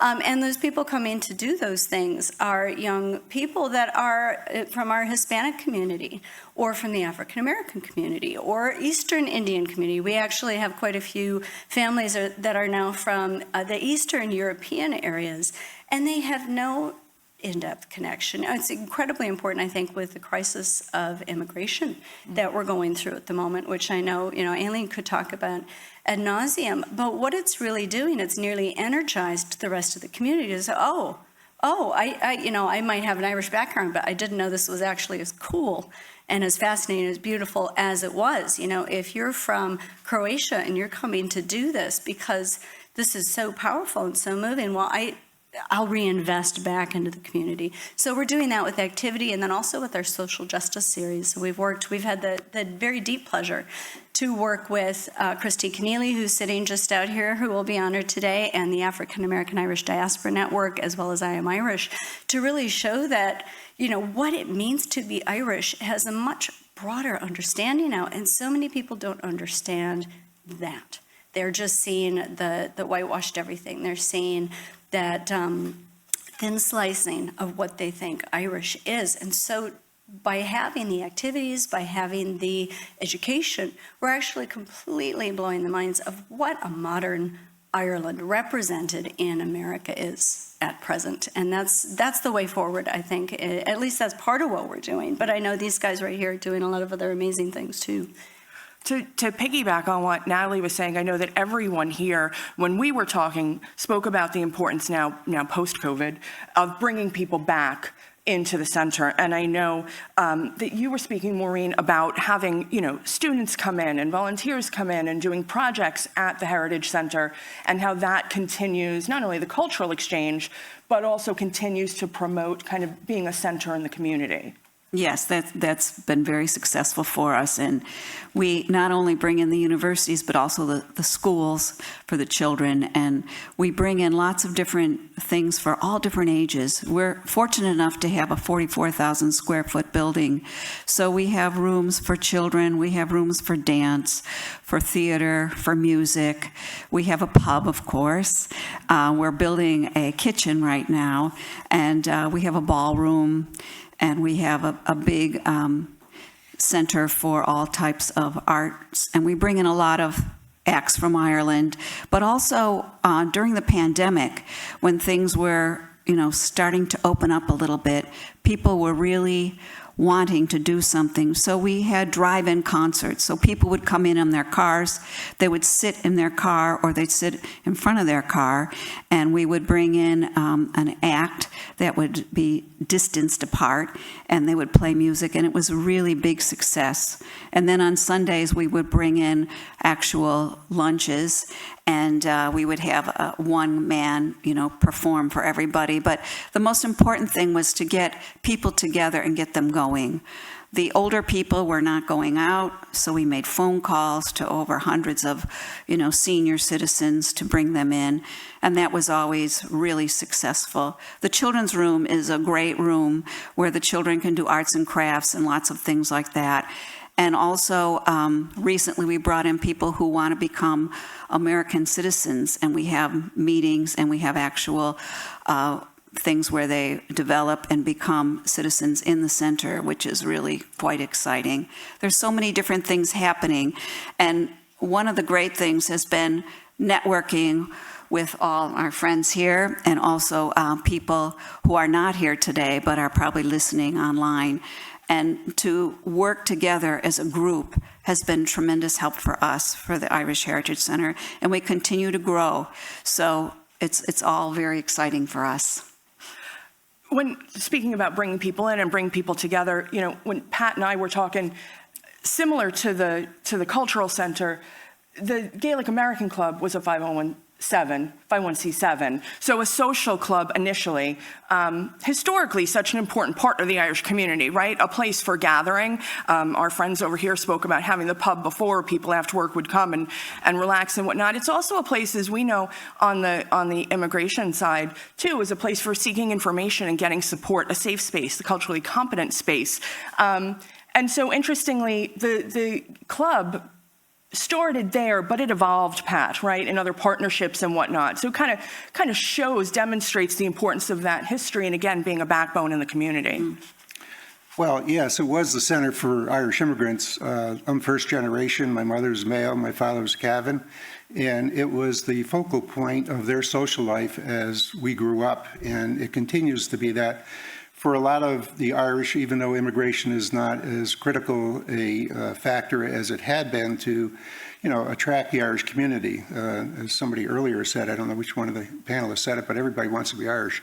In any event, we continue to flourish. Fairfield is 33 miles up the road on the Sound. We have a building. We have about 6,000 members. We have a close affiliation with 3 501c3 programs, one of which you'll hear later this morning about the Great Hunger Museum that's being relocated from Quinnipiac over to Fairfield. We also have the St. Patrick's Gaelic Football and Hurling Club, which are in the semifinals over in Gaelic Park in the Bronx next Friday. And we have a 501c3 that had functioned with the festivals that we had up until about 5 years ago. During the pandemic, we did well. We had a very good manager by the name of Tom Flaherty from Clifton, and he put together a good program of Zoom monthly meetings. The kitchen continued to thrive as we expanded the takeout, and also he put in picnic tables, picnic benches, and heaters for the side yard for outdoor dining. So the club is doing well. Our focal point for Irish cultural and activities, and if you're ever in the area, stop in. Will do. One of the things that we did talk about, and Natalie touched on it, and I'm going to hand over to Liam because he mentioned it in his presentation, is this idea of working with, second, third, fourth, fifth generation Irish America here. Immigration and ways in which for people to immigrate to the United States from Ireland has slowed greatly in recent years, which is a whole nother panel session for a different day. But you said, Liam, you said on our call and you said in your presentation the other day, it's getting people on the conveyor belt now, and the important role that culture and thoughts on heritage play in the community. And if you wanted to talk about that a little bit. Sure, yeah. When the history of the Irish Centre over the past 4 or 5 years will be written, I think a lot of the early part of our work was actually financial sustainability. How do you stop hemorrhaging $9,000 a week with a business entity that was just burning through cash. And, the sad thing had to happen and the Irish Centre had to close. So one of the first things we had to do when several of us jumped onto the board and said, hey, we got to fix this, we had to see where the expenses were and where our income was coming in. And we didn't have much of an income at the time. I always fall back to the members, and here's another catchphrase I've heard in some of the board meetings. Our members are our first-class passengers. Now, you might envy first-class passengers if you flew into JFK. They have the nice seats and everything, but we treat our members and our donors like first-class passengers because they believe in what we're doing. They want to support. They're providing $13 a month for their dues, and they're also providing those large capital donations to the 2025 project. In terms of programming, I'm the father of 4 kids, heavily involved in Irish music. They all play music and do Irish dancing. And I remember one of the members, I'm always listening. I find myself as a leader in what I'm doing is listening a lot, and I do a lot of talking. But I do find myself listening to those little tidbits of questions or probing from people. I remember one guy said to my wife, why would I go to the Irish Centre? There's nothing there for my kids. Now, his kids were 2 and 4, and he was absolutely correct. We don't have a daycare centre or anything like that. But it stayed with me, and this past spring, believe it or not, after 50 years, we had our first successful of any type, youth music, people learning banjo, fiddle, piping, drums, guitar, singing, drama. We had our 2nd annual Irish Camp. And what I see in all of that is we are impacting about 80 kids this past spring. They both have parents, 160 of them. And the type of energy that's created in the background, all those synergies is only going to benefit us down the road. My dad always said, when we had a small Gaelic hurling and football club back home in West Limerick, today's juveniles are tomorrow's seniors. And it's only as I've moved through the conveyor belt of life, I've realized, you know what, he's dead right. He's 80 now, and he's still giving me lots of wisdom. I met him a couple of weeks ago back home. And getting the people involved in the centre activities as itself. Now, when we talk about financial sustainability, and I'll kind of leave it at that, you have to activate the building. It doesn't matter, you're an event centre. And as you know, most metropolitan areas, event centres are being destroyed and erased, and in its place is coming housing. But there's a lot of need in the community outside of the Irish American community. We have Chinese ballroom dancing. Yeah. We have wrestling that takes place at the centre. We have quinceañeras, we have Jewish holidays, we have a church that operates out of the Irish Centre. So, as Bob Brocker says, the price is right, come on down, we'll make it happen. And one final thing about, our own culture, looking after your own people. Prior to COVID, we had no Irish dancing schools at the centre. None. Incredible. Never been there. I went to each one of those schools and solicited. I said, what would it take to come back to the centre? They said, how much are you paying to the local landlord? $40 for 2 hours. I said, could you do 35? We'll give you 35, and if you stay an extra hour, we won't charge you. And that was the beginning. There was pushback on the board because, hey, why would we charge $35 and have one of our own staff there for $20 an hour? We're losing $5 in the whole, commitment. I said, look, there'll be a lot more positive to come out of this, and we've had probably 10 fesh at the centre since COVID. So that's another one of those kind of synergies that happens. But to work with your own people, don't forget those people, because they're people who believe in you and can see what's happening, transparently in the organisation as a whole. So, yeah, the future's bright on the West Coast. For sure. I think one of the things we did talk about too was, COVID being awful, and now hopefully we're on the other end of it, but really igniting, centers, cultural centers, immigration centers, social centers pivoted so quickly to address the needs of their community members. And I think that some of that innovation has moved forward now into what we're doing every day. You spoke about calls to seniors. I know some of our centers are doing those, and they continue those check-in calls. Some of the Zoom things that I know I popped on for each of you when you were doing them during COVID are continuing. We've expanded our network to relate back to the earlier panel. I don't know, Natalie, do you want to talk about a little bit how that innovation has continued on in your programming? Well, one of the hard parts with the innovation is some of the things that we started when we came back to regular business. We're doing the regular business plus the things that we just invented. So it's layering and it's double things up. My husband Cormac is our president of our center. He's sitting in here. And one of the things that his skills is like you bring all your skill set to the table. we poured our energies into not just Zoom, but actually high-end technology, video recording, playback, live streaming, Facebook. So all of a sudden, what changed? Our audience grew. We took that activity with the live streaming. Again, not fuzzy Zoom and the sound going out, but really high-quality professional work. We applied that then to our classes. And we've got 20 different educators that we have that cycle through different classes of history, literature, language, creative wellness, and arts. And all of a sudden, our audience grew. We've got people coming to us, taking classes, learning, interacting from all over, not just this country, but also Canada and even Ireland. I really blew my mind that somebody would take a class from Minnesota who's living in Ireland. But obviously, they found something in our programming that they liked. So we activated a lot of our abilities, our technologies, and then they've actually gone on to duplicate more. We were live streaming concerts. Well, now we've actually got people can come to concerts indoors. We built an outdoor stage, another innovation. That was a huge one, and we don't have the same weather, darling. That's one of our disadvantages. We can't do outdoor dining, but maybe like 2 months out of the year. But the outdoor stage all of a sudden opened it up to so many more people, and it expanded the understanding, the people in the neighborhood, the people in the local community, and then all of a sudden you're live streaming that. It's like, oh, this looks and feels like a party. Yeah, I think I want to come and be a part of that. So it really was the innovation that got us going, but it's also keeping us going. And, I suppose in more ways than I can rattle off at the moment, but I know these guys are doing it too. I was going to pass on to Maureen. What kind of innovative thing has continued on and expanded your stake in the community? People know more who you are. Well, the outdoor concerts, of course, and also bringing in dignitaries like the mayor of Cincinnati, which since we started the center, 13 years ago, we could never get the old mayor to come, but this guy came right away, and he's already promoting the Irish Center, and he looks at what's going on, and he's very, very happy that we have so many different areas that we're covering for so many different types of people, and they're all very welcome. In fact, I always say to people, you don't have to be Irish to come to the Irish Heritage Center. You only have to like to have a good time. And boy, has that worked.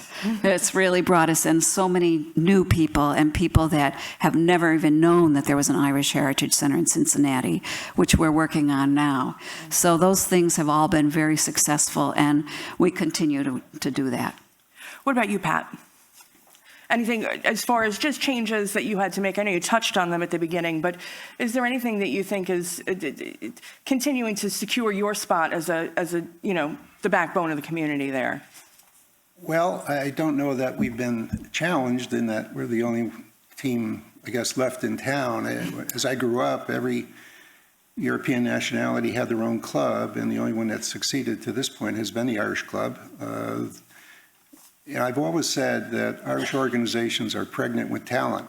The challenge of leadership is to try to identify that talent, get them to come aboard and come up with creative ideas that keeps you going. And the most recent thing would be, as I said, the ongoing acquisition of the Hunger Museum, moving it from Quinnipiac down to Fairfield. We've not had a problem of getting membership. Over the last 7 or 8 years, maybe longer, they've developed a very successful youth football and hurling program. They participate every year in the CYCs, which are, I think, in Boston, New York, Philadelphia, Chicago, and San Francisco, and I think this year is in Chicago. And they get a fairly large number of young players and their families traveling to those venues, which again enables the young people to grow up to be the seniors of the future. I think basically the inherent benefit of any organization, again, is the members, and the challenge of the leaders are to find those people who can continue to assure the success of a club, and fortunately we've been doing okay. Thanks. Liam, I'm going to give you 2 seconds before we wrap up because I'm getting the time signal to ask for questions.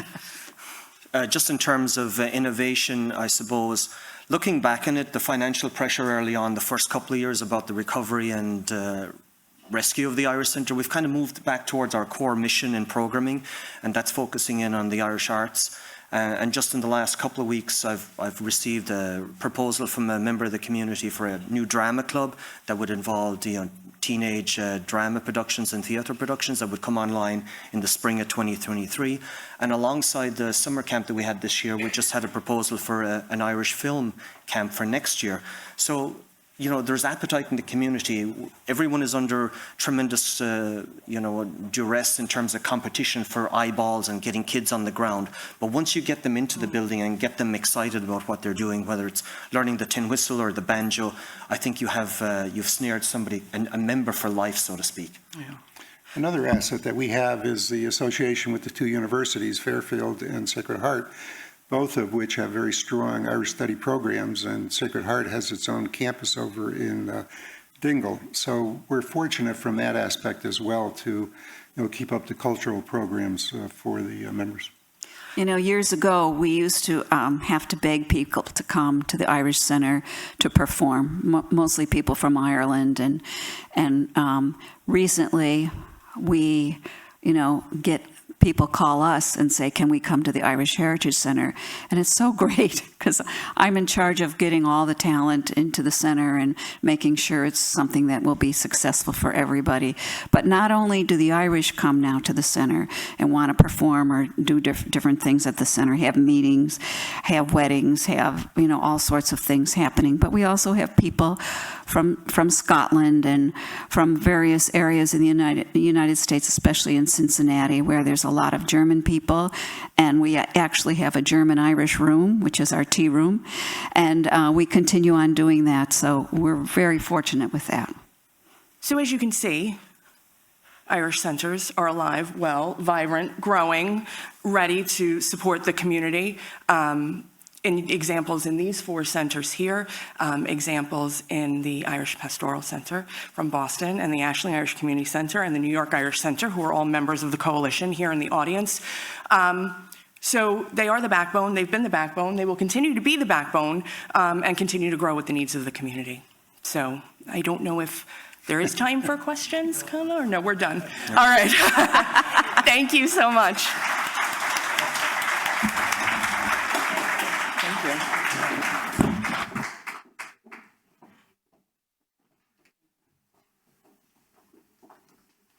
So remember the hashtag is Irish Campfire, but can we thank again Aileen, who chaired, Liam, Natalie, Maureen and Pat and Maureen as well. So we're working very hard to get you a break, but to do that we have to get the next couple of short Manhattan minutes out of the way fairly quickly. So, but they're very important. So the first is we want to welcome up Joe McDonough, the Director of Ireland's Great Hunger Board from New York, New York. So let's hear from Joe McDonough first on a presentation on the work they're doing in relation to Ireland's Great Hunger Museum and Collection. We have a presentation here too. Oh, good, good. Thank you and good morning, everybody. I am Joseph McDonough. I'm a director of Ireland's Great Hunger Board, which is a non-profit organization committed to informing the public about Ireland's Great Hunger and its modern-day significance. Another member of our board is here, Sean O'Dowd. I came to this position as a result of volunteer work I had performed in my town of Hampden. In 2017, I was fortunate to have been asked to serve as a docent at Ireland's Great Hunger Museum, owned and operated by Quinnipiac University. The museum had opened in 2012, a remarkable achievement by the university and by its president, John Leahy. Dr. Leahy had become aware of Ireland's Great Hunger in 1995 when he first read Christine Keneally's book, The Great Calamity. The fact that he had never heard of an event of such significance appalled him, and Dr. Leahy resolved that the memory of the Great Hunger would not be lost, and he was determined to create a museum devoted to explaining and identifying what had happened. It's worth noting that the initial financing of that museum succeeded because of the generosity of two brothers, Murray and Marvin Lender, two Jewish brothers who had no connection themselves with Ireland. The collection grew to be the largest in the world of art devoted to the Great Hunger. But for reasons that continue to mystify observers, after Dr. Leahy retired, Quinnipiac University decided to shutter the museum, dismantle the collection, and give it away. That decision prompted the creation of Ireland's Great Hunger Board's predecessor. Also, my friend John Foley is here, Ireland's Great Hunger Museum of Fairfield, and a campaign that united us all, demanding that the university not destroy this remarkable and valuable asset. The goal of Ireland's Great Hunger Board is to create a better understanding of that terrible period in Irish history and to identify and address the parallel events taking place today throughout the world. Any visit to the museum brings alive the awful events of 1845 to 1852, but it does more than that. It makes clear that famine, food insecurity, is a weapon against the peoples of the world, even today. A sculpture by the artist John Behan in the museum depicts a starving family. It's titled Famine, Mother and Children. But that sculpture isn't limited by geography or time. It shows a starving family of any country or any time. Another sculpture in the museum by Kieran Toohey is titled Surplus People. Those surplus people are not just Irish. They're Biafran, Bangladeshis, Sudanese, Somalians, Ukrainians. They are starving people anywhere around the globe. As an indication of that and a parallel, outside the Holodomor Memorial in Kyiv, Ukraine, stands a lonely, starving girl. The sculpture is titled Bitter Memory of Childhood, a thin girl holding 5 stalks of grain. The Holodomor was genocide. Some 3.5 to 5.5 million Ukrainians, starved to death on orders of Joseph Stalin in the early 1930s. That young girl is a sister to John Behan's famine mother. She's another daughter to Kieran Toohey's Surplus People. She knows no geography, no time period. Today, we're about to experience another man-made famine, one that threatens the entire globe. The war against Ukraine is threatening that country's food production. If Ukraine cannot provide food to the world, as it has done for years, then the world will face starvation. It's an avoidable catastrophe. In A Hard Rain's Gonna Fall, Bob Dylan sang that he was going to go back out where hunger is ugly, where souls are forgotten. Ireland's Great Hunger Board and President Leahy's Museum share a common purpose to ensure that no souls, Irish, Ukrainian, any souls, that no souls will ever be forgotten. I'm grateful to the museum for the opportunity I was given to view that collection and to share the collection with other visitors. I'm grateful also to Dr. Leahy, whose name deserves to be inscribed on the walls of that museum, wherever it finally settles. I only hope that the museum collection will be available to all of you, and soon. If you'd like more information about Ireland's Great Hunger Board, you can visit us on Facebook or the website that's been indicated there. Thank you very much.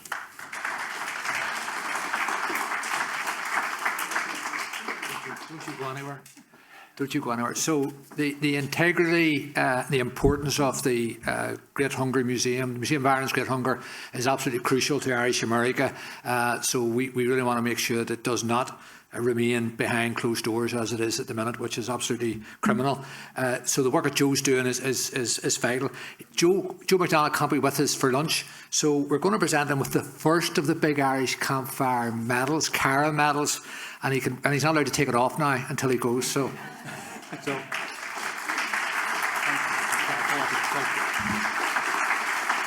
you very much. Oh, sorry.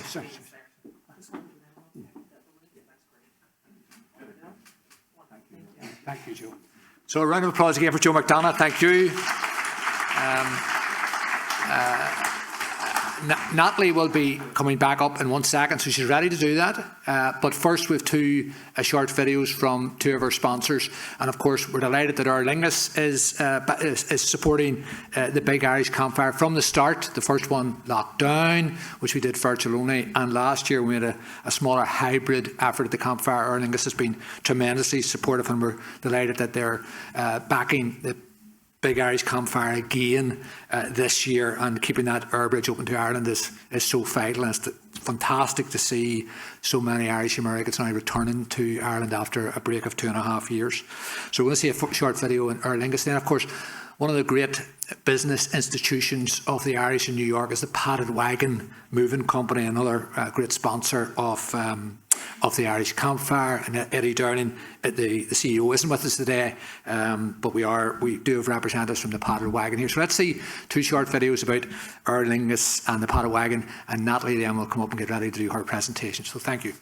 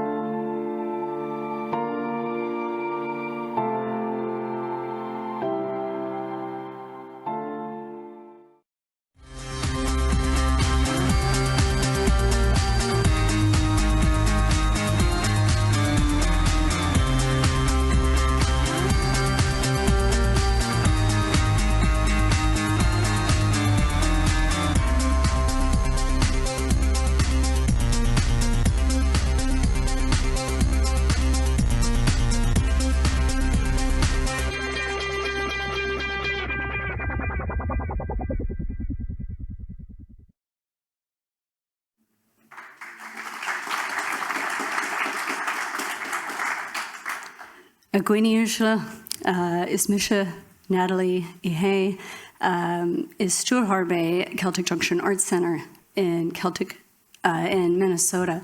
Now you can see my Irish is very poor, but I'm working hard on it. And I want to say, I think I see this whole piece being here for the Irish Echo is to find what are our problems and how do we get to solutions? And that's by asking the right questions. So first of all, have you had your third cup of coffee? And if not, do you need something? I'm a dancing teacher, put one leg out. You can give a little twist on one ankle, twist on the other ankle, have a little movement around. But I won't keep you long. I like to talk, but I'll also talk fast. So problems and solutions. Right now what we're talking about is partnerships. Martine was very kind to choose us to present Best in Show, our transatlantic partnership. But I have to talk about how we got there. This is a problem that's coming up in multiple places from multiple points. It was amazing to hear Jim Frawley. He just talked about we have this varied Irish experience, all these opinions. It's hard to find common ground, right? Rob Walsh, you talked about getting lost. You know, when we turn inward, how do we look outward? Catherine Flood, trying to take this project Children's Story and find unity. A lot of our problems and our solutions really come from asking the critical questions. And right now, what we're here for is how do we forward the connections and the partnerships? So we know we're at a critical point, especially in immigration. And one of my challenges, I think that I would say here today, and this is the reflection I gave when I was invited to come to the Irish Echo, is what are we here for? What are you here for? I mean, besides getting to shake Martine's hand, which we all want to do every day because he's such a charming, lovely guy. We're here actually to make those connections and partnerships and to figure out better who we are so that we could figure out how we're serving the larger world. So we turn inward to go outward. And right now, if you look at what we've come through, none of us want to say these words anymore, but there is nothing like an international pandemic to really show us how deeply connected we are, whether we like it or not. And that could be different neighborhoods, it could be different boroughs, it could be different perspectives, it could be different families, it could be different colors of skin. It can be so many things. So that how do we solve the partnerships? How do we make the connections and go forward? So a little bit about myself. My background is theater. There is no stronger version of disparate egos coming together and trying to figure out how to make something outside themselves together. You take the director, you take the designers, you take the actors, you take the people who run the buildings, and it takes a lot of creativity to do that, but when the creativity comes from ego, it can be quite difficult. So we look at what we do together.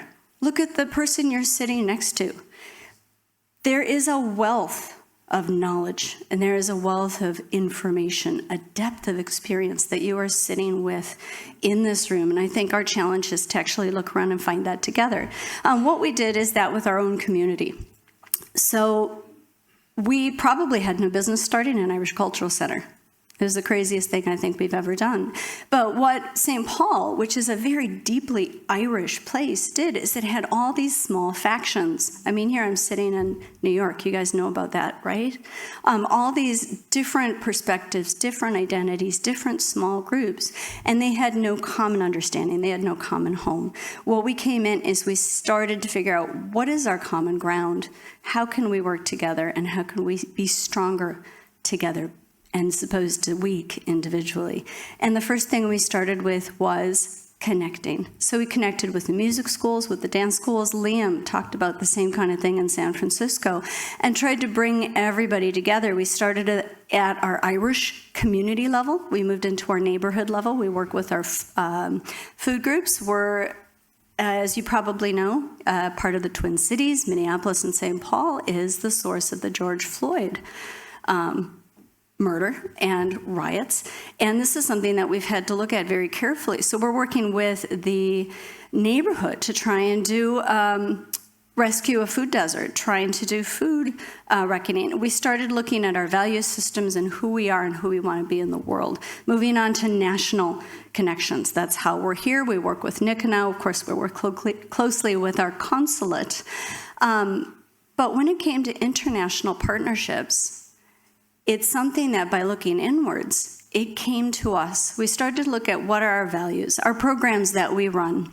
It started really with fun, concerts. Everybody likes to have a good time. We've already established that with our panel. We moved on to education, history with our library, and then also outreach. And it is Armagh, our twin sister city, that really found us. And they came to us to say, we see that you have the programs, we see that you have the values. We think we can bring something bigger and better to the table together. So we did. And by looking at ourselves, what are we doing as Irish community centers? It can actually help us solve some of these problems that we're looking at right now. One of our big program foundations just in the last couple of years has been our social justice series. And that is something they really saw and wanted to explore with us. As you're probably aware, there was a gift of the Choctaw Nation many years ago during the Great Hunger, which we just heard about. All of these things are connected, where the Choctaw Nation gave $170 to the Irish famine. And they had just recently, within the previous decade, had their own trail of tears. But they reached deep into their pockets and they actually gave from the depth of their souls. That's something that the Irish government was looking at recognizing. So Armagh and Celtic Junction Arts Centre decided that what we would actually start by doing is making a partnership. So that's the question, isn't it? How do we do that? We have to find who we are. We have to find our common ground, and then we have to figure out how to project those values into the rest of the world. And by doing that, we created a series called Anam Kharja. And if you are a Gaeilgeoir, you would know Anam being soul and Kharja being friends. That is the foundation on which we based this international partnership. And that what we felt was really important to look at our connection with language, with our history, with a deep, deep meaning and beautiful connection to the native peoples from the area, which connects with language. And by doing that, we actually then got to know ourselves better and our community, connected us deeply with not Choctaw, but the Ojibwe, the Dakota communities. We've been exploring so many beautiful subjects with Armagh. And I have a little video that I'm going to show to you that just give a little sample of what we did in our Anam Kharja program. I think language revitalization for me is about life itself. A country without its tongue or its language is without its soul. Language is essential to nationhood.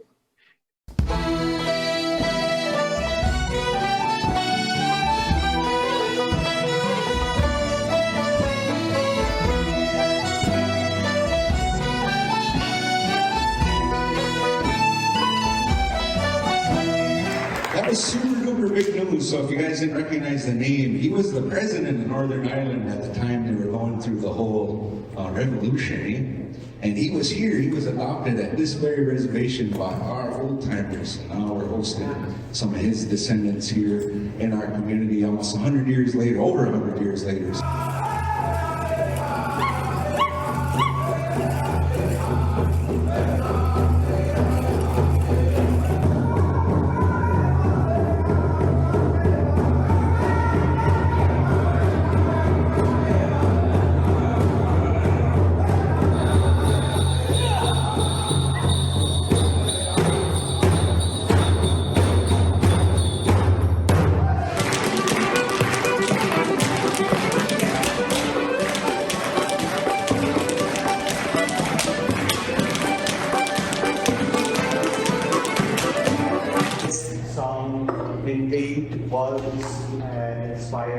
By the $170 contribution that the Choctaw Nation made to our nation, the Irish nation.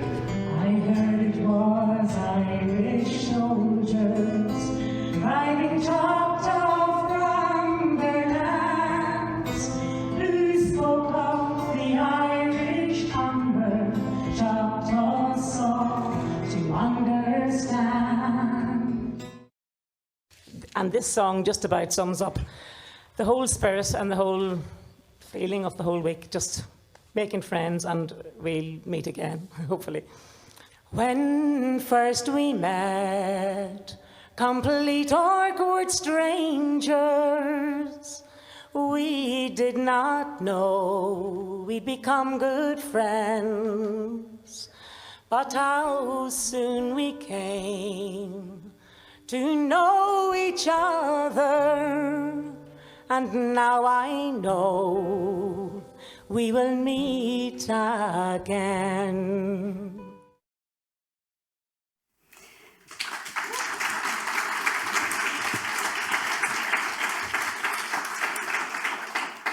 We are deeply honored to be recognized here at the Irish Echo, and we have to send our thanks out to the Lekudere Ojibwe tribe, with whom we have made great friends and presented them now twice, both virtually and in person. That's the amazing music and dance that you heard right out of Hayward, Wisconsin, just our neighbors across the border.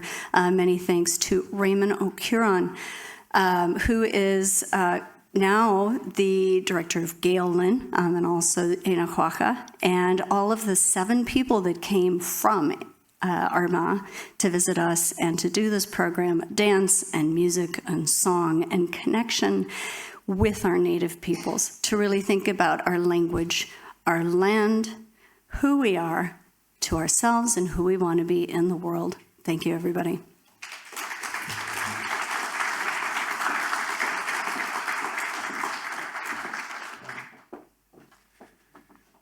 There has been much talk of a break, but Gerry Adams is on the Zoom and Congressman Brendan Boyle's on the Zoom, so it's probably worth more than my job's worth to have the break right now. Especially if they're listening. Gerry Adams, there was a demand for a break. I wouldn't let them have the break. So, just so you know. So listen, Natalie Tadakudge Gaelic Aros, so Guramagas and Coralahar, Shenagus Cunyard. I want to welcome Maureen Bennett to the stage, great friend of ours who's come down from Boston, and she's going to introduce our next two guests, one being zoomed in from Pennsylvania and one being zoomed in from just east of Pennsylvania, from Belfast, Gerry Adams. So, we're ready to have Maureen. Morning, Martin. Guramagat Madrimois, Faltero to all. It's my great pleasure to be helping to moderate this discussion of two luminaries, both sides of the pond. Welcome Gerry Adams, as well as Congressman Brendan Boyle, representing the great city and area of Philadelphia and Pennsylvania. And we have a very broad topic for today, which is defending progress as well as planning for the future. And one wonders if perhaps planning for the future is going to be one of the ways to best defend the progress that has been made. And I'll start perhaps with Mr. Adams. We sit here today very close to the 25th anniversary of the Good Friday Agreement. We've seen a potentially transformative election take place in the North, though an incompletion in terms of the full seating of government.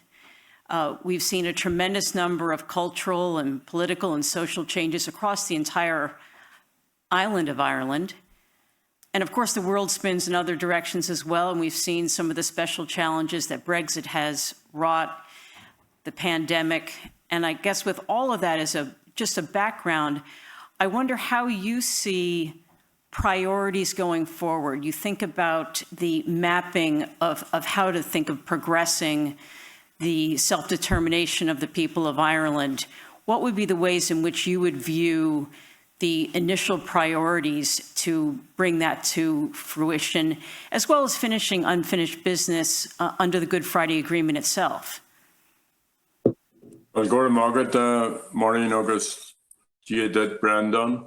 To my ancestor by Libsha, Iona, August Kanslesh, Arcarja, and Shin. Thank you, Maureen, and hello, Brendan. And thank you, Brendan, for all the work that you have been doing for some considerable time. Well, first of all, change is not one event. Change is a process. It's like making peace. Peace is not one event, it's a process. And we have made huge progress, not least because of the efforts of folks in the United States, and particularly people from Irish America who have kept the faith with Ireland. But of course, for every piece of change that you try to bring about, there's resistance from some elements who fear change or who don't see change as being in their self-interest. And indeed, maybe change isn't in their self-interest, but it certainly is positive change.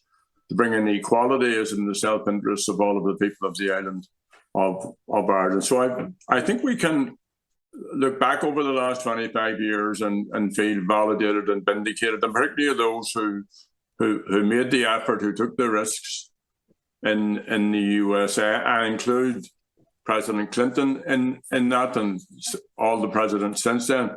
Incidentally, it's President Clinton's birthday today. So we can take hope from how far we have come, but the process is under huge threat, and the threat comes not just from those unionists who have set their face against change, but from the English government, the government in London. And we have seen them behaving in an absolutely disgraceful way. And I firmly believe that an English government should have no say in Irish affairs. The whole problem arises because they insist in interfering in our affairs. And the Good Friday Agreement as a peaceful means to resolve that by giving the people the responsibility and the chance to vote in a referendum. So I think defending the gains, trying to protect the Good Friday Agreement, but also planning for the future. And that's not for a moment leave the Irish government out of that, because the Irish government has a huge responsibility, indeed a constitutional obligation, to plan for the future. All the other bits will challenge us. You know, Brexit, the protocol, the attempts to do away with justice cases and to bring in amnesty for British forces, all that will challenge us. But if we keep focused on the future, then we see our way through all of that. And now is the time, once again, for Irish America to come up to the plate and to defend the agreement, but also to plan for Irish unity in the time ahead.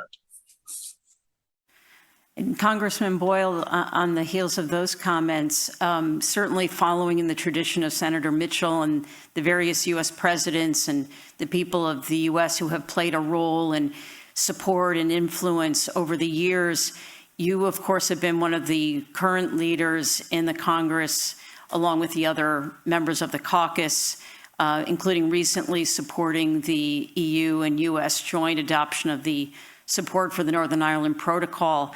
How do you see some of the ways in which both government and other major institutions, as well as people, ordinary citizens, can play a role in supporting the self-determination of the people on the island of Ireland as a whole? Well, great, and thank you, Maura. Great to be with you. And it's also great to see you again, Jerry. It's been too long since I've been able to see you in person, but fortunately the world is slowly but surely getting back to normal. I also just want to give a shout out to the Irish Echo. I first learned about these issues, obviously, from my father and mother and grandparents, but also it was because of getting the Irish Echo at our house every week in Philadelphia. And both my brother and I would, even as a very young age, follow things very closely. That was the early and mid 1980s back then. So now that I'm in Congress, or I guess I shouldn't say now, I've been there 8 years, have the opportunity to actually do something about it. It's not an opportunity that I hope it's not an opportunity I've let go to waste, and I certainly won't, much to the chagrin of some friends in London. In terms of how we move forward, look, here's hopefully a brief overlook of the next couple of years. I think things, frankly, are going to get more challenging with the British government. Liz Truss will very likely be the next British Prime Minister in a couple weeks. She has made commitments during this campaign to the most extreme elements of the far right in England. And it's very disturbing because while it was Tony Blair and the Labour government that, that negotiated what ultimately was the Good Friday Agreement, it pretty quickly was accepted as a sort of bipartisan achievement, the same way in the U.S. it is bipartisan support. You didn't see David Cameron or Theresa May make comments like, we're going to rip up the Good Friday Agreement. You are now hearing English politicians at that sort of talk. So that is very concerning. And I think that because she was originally a Remainer and seen as a more establishment type, she is sort of bending over backwards to pander to the most extreme elements. So I think that over the next couple of years, people like me, others on Capitol Hill, the administration, will have to continue to be as forceful as possible in defending the Good Friday Agreement, defending the rights of all people in Ireland, also disabusing that element in England of the notion that somehow they're going to dictate to the almost 2 million people in the North what their future is going to be. So that's over the next couple of years. But then at the same time, we do need to prepare for the inevitable referendum and have those conversations now. Fortunately, you already see that happening, I've noticed, in civic space. I want to see those of us in the United States step up and play our role in that to make sure that we're as fully prepared as possible for that referendum and candidly what I hope will be a successful result. I wrote an op-ed in the Irish Times last year talking about the work that I think needs to be done now, not just in Dublin and Belfast, but in London and Brussels and Washington, D.C., to make sure that we are as prepared as possible in dealing with the sort of practical realities. Mr. Adams, you've called on a number of occasions for further attention to citizens' assemblies to kind of follow on the thought that the congressman was just discussing, how to prepare for the potential eventual border poll. Certainly, we have some lessons that we can learn from how Brexit was carried out in terms of communication and also another interesting model in Scotland. And I just wonder how you think the notion of assemblies can be best carried out to gather the voices of the disparate population on the island, as well as some of the voices that may be coming from the diaspora, not just in the U.S., but elsewhere. How do you see the way of really coalescing those voices to make sure we have the right result in the end? Well, I support the notion of citizens' assemblies, and that is a forum in which citizens chosen fairly and on the basis of gender and the area from which they come together and plan out or discuss relevant issues. Now, it has happened on a number of occasions in Dublin. I attended quite a few of those. They dealt with issues like marriage equality. They dealt with a whole range of other neglected areas of social policy, and they were successful, and they're also popular.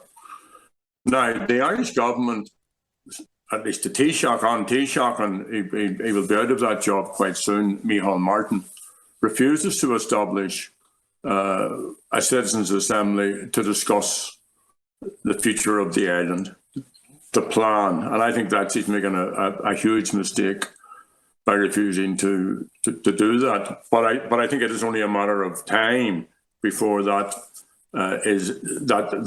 forum is established. And that will bring people together, as I have said, to tease out, to look at, to put up their concerns, their fears, to look at the positives as well as the negatives. And the president of Sinn Féin, Mary Lou McDonald, recently announced that Sinn Féin has established a commission into the future of Ireland. And it is setting up people's assemblies throughout the island, going into localities, inviting people in. The first one's in Belfast on October the 12th.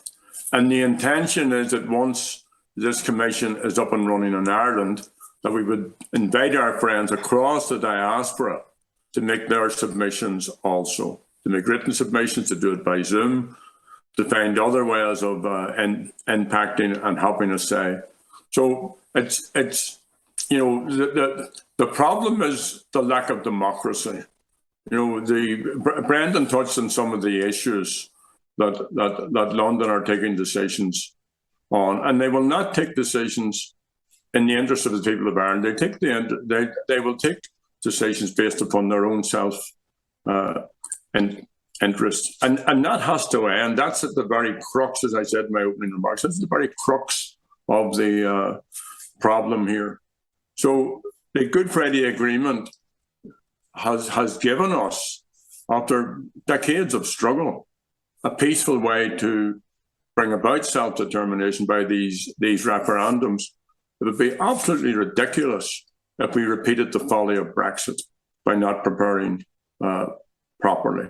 So let's get on with the preparation. Let's raise our voices, asking the Irish government to do what it's constitutionally obliged to do. And incidentally, the Speaker Pelosi, the Chairman Richie Neal, Brendan Boyle here, and his colleagues across Capitol Hill have in London and in Dublin and in Belfast and on the border made it clear that they want to see the Good Friday Agreement fully protected and promoted. And that includes this essential need for a referendum on Irish unity. I also think, if I may say so, that the President Biden, made a very good call when he decided to appoint a special envoy. But the envoy has yet to be appointed. And I'm sure with all the issues that the President's grappling with, there's an explanation for that. But I think that would be a very good example to both the Irish and the British governments that the US administration takes its responsibility seriously as a co-guarantor or as a guarantor of the Good Friday Agreement, along with the two governments in London and Dublin. And Congressman, to that point about some of the actions that Speaker Pelosi and others have taken to speak out about the willingness to negotiate a special trade arrangement with the UK in light of ongoing dynamics, that's just one example. Are there other things that you can see tangibly coming up in the Congress or otherwise in the administration's policy that might add another voice to the unification and the defense of the Good Friday Agreement dynamic?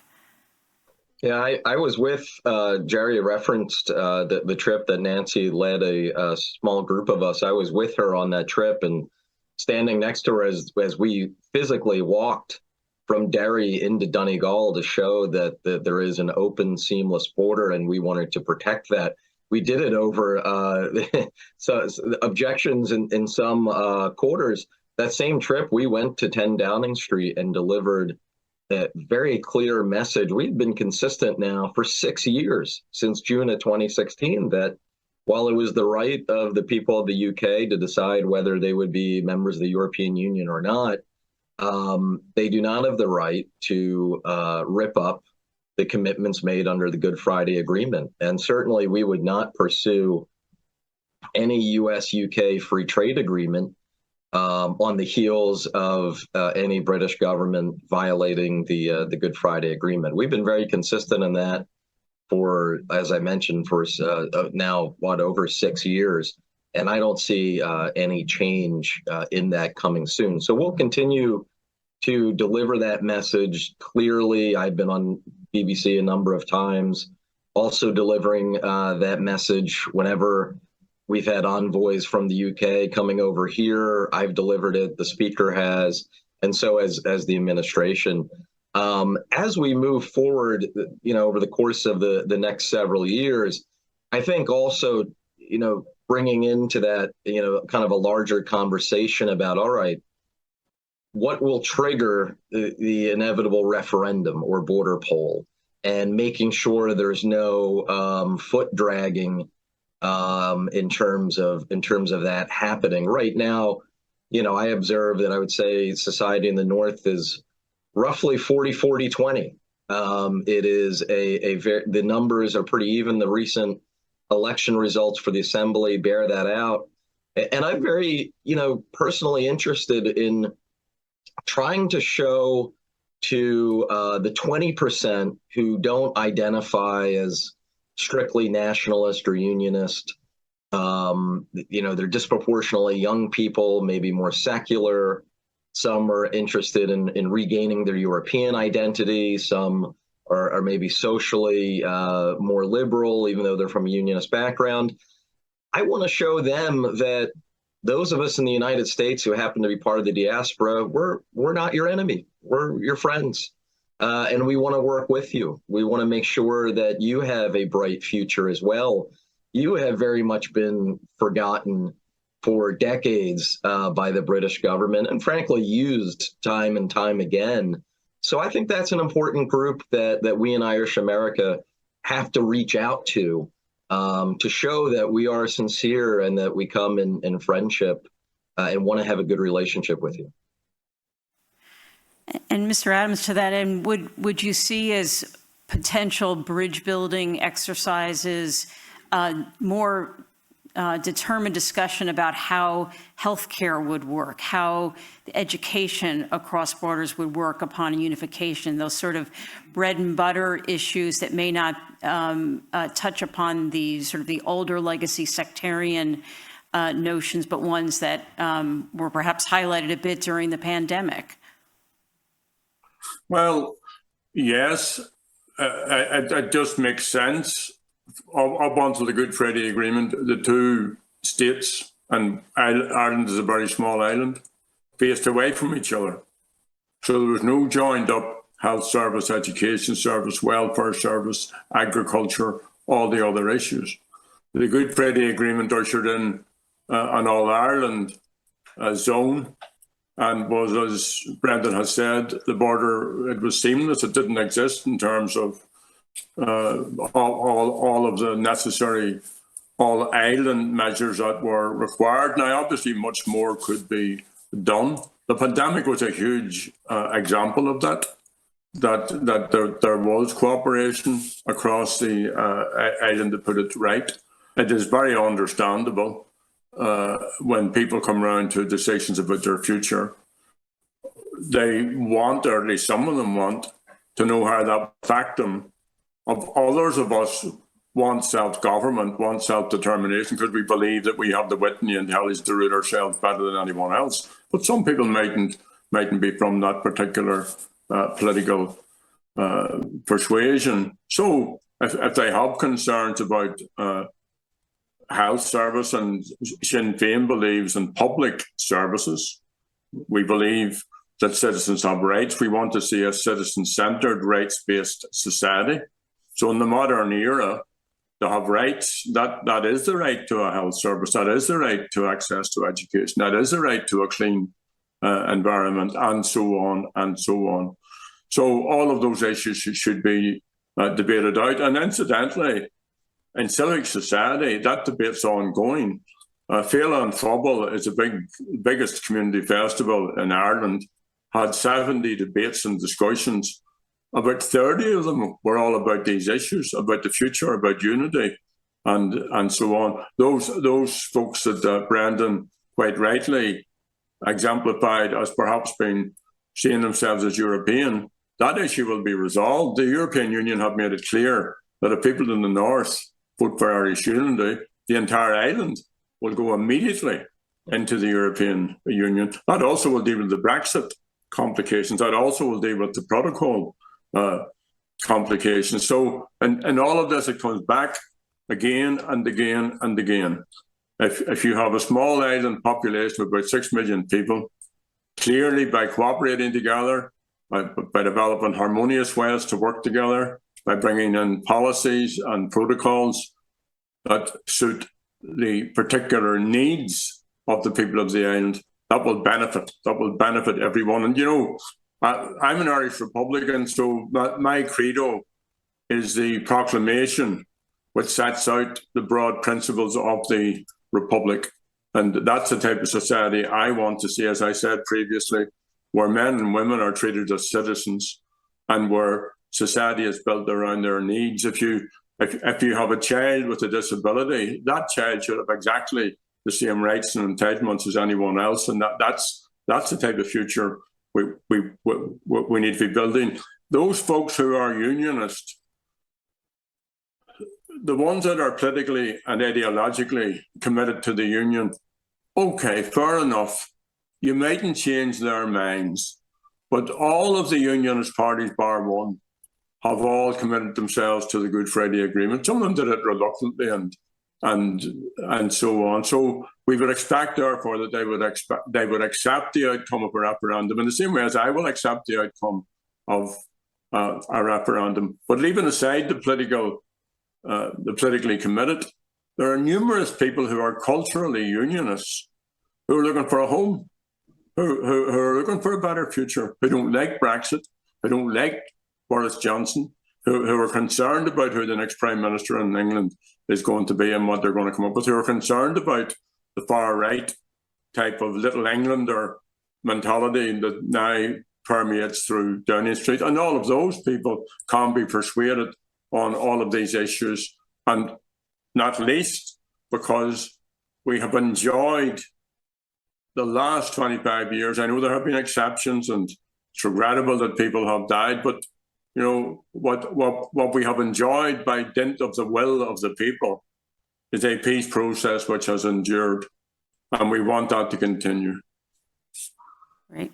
Well, thank you both very much for this very dynamic and lively discussion. I've been told that we are a minute or two over. So again, thank you so much for taking the time to speak with us today. And thank you all in the audience in attendance. Thank you, Maureen. You can tell March he can have his break. And Brendan, give my regards to your parents. Thank you. Your family. And thanks for all your pleasure. More Slán. Slán go fáil. Slán máigad. If you met him, March, you know more. Dark Sussex. Slán, Gurmaigad Jerry, Gurmaigad Brendan. The long promised break. And I know that I am told that my School of Business thought is the beatings will continue until the morale improves. But, you know, I have a short break, but Professor Christine Keneally is going to be on speaking about the black abolitionists in Ireland. She's the person who collated in 2 volumes all the speeches of Frederick Douglass in Ireland. So we don't want to miss that. But let's get out and eat some of that beautiful Danishes and fruit and so on. Take a short break. Thank you.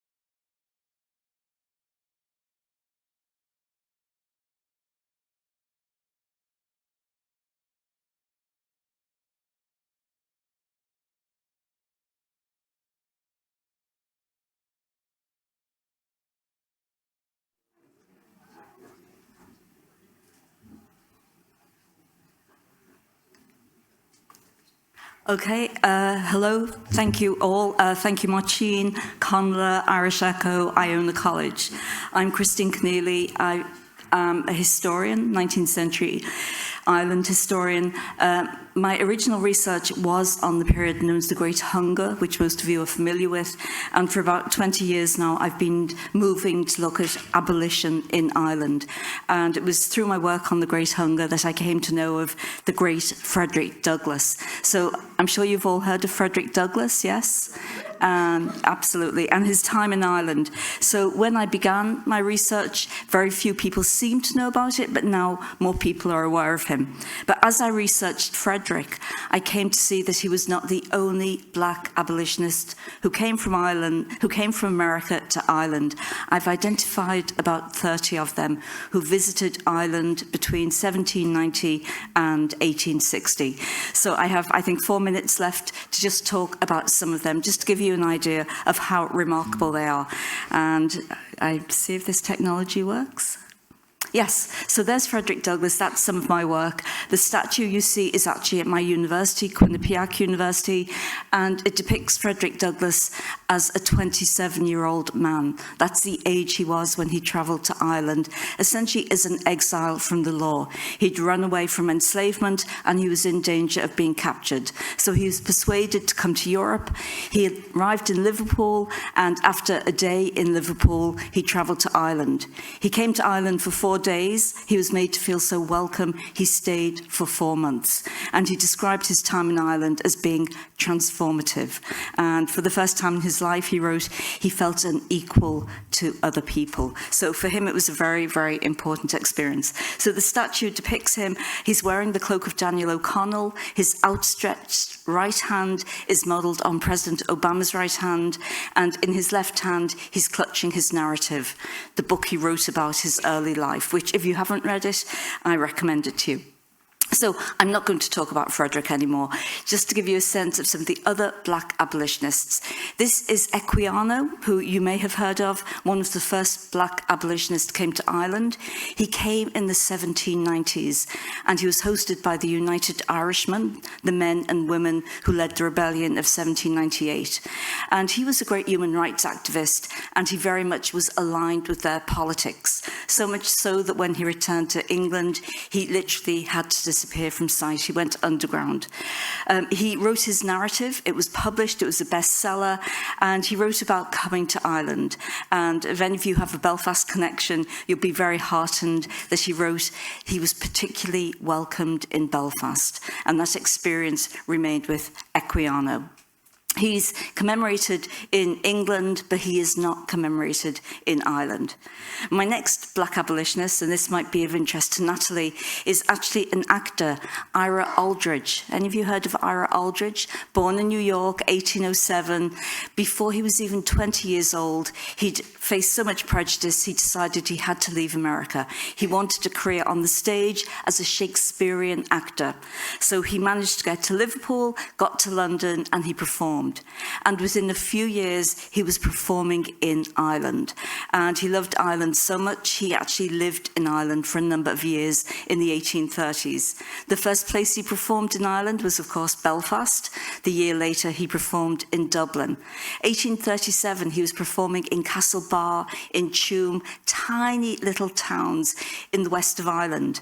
And he took to these towns his great rendition of Othello.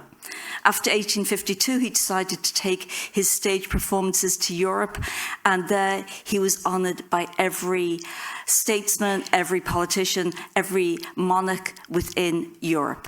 In Russia, he was given the honour of being named Chevalier, and unfortunately, he was travelling to Russia 1867, and he died en route. But a great man who brought Shakespeare to the masses. There was nobody that could equal his performances. He's sometimes been called the Paul Robeson of the 19th century. I think he's much more than that, and clearly very happy in Ireland.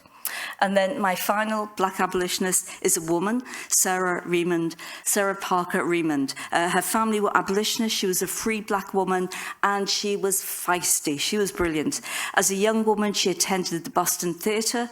She refused to sit in segregated seating. She was thrown out. Literally, her ankle was broken. She sued the theatre, and she won and got massive publicity in the process. She was an abolitionist. She was lecturing as a teenager, and she decided she would go across the Atlantic for a year. And she came to Ireland, where her brother had been a few years earlier, and of course she fell in love with Ireland. But having tasted that sense of freedom and equality, she knew she could not return to America.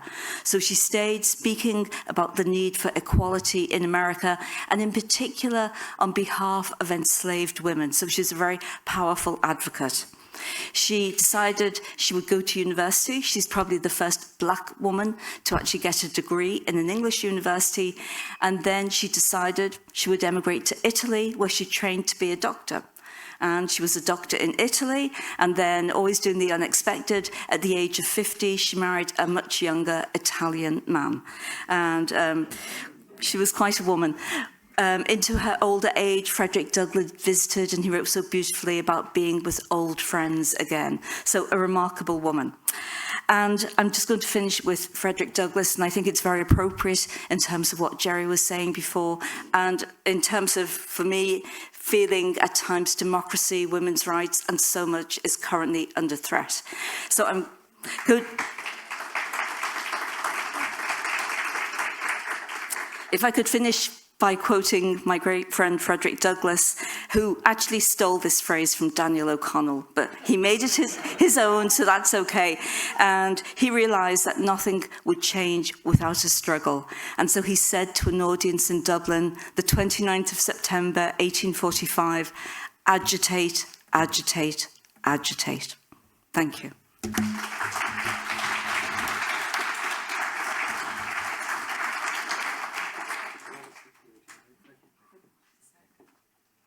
And Professor Keneally is from several diaspora, because she was born in Liverpool, which of course is the great Irish capital of Dublin and great Irish capital of Ireland. And there's a beautiful pamphlet here, and she has some with her, following in Frederick's footsteps. And these are the Frederick Douglass Trail in Belfast and other cities in Ireland. Why anyone would go to any other city as well as Belfast when visiting Ireland is beyond me, but there you go. There are other trails in Cork and Dublin. Can we welcome up Dr. Elizabeth Stack from the Irish American Heritage Museum in the state capital of Albany, New York, and she'll bring up her next panel. Remember now, on social media, the hashtag is Irish Campfire. So please welcome Dr. Stack.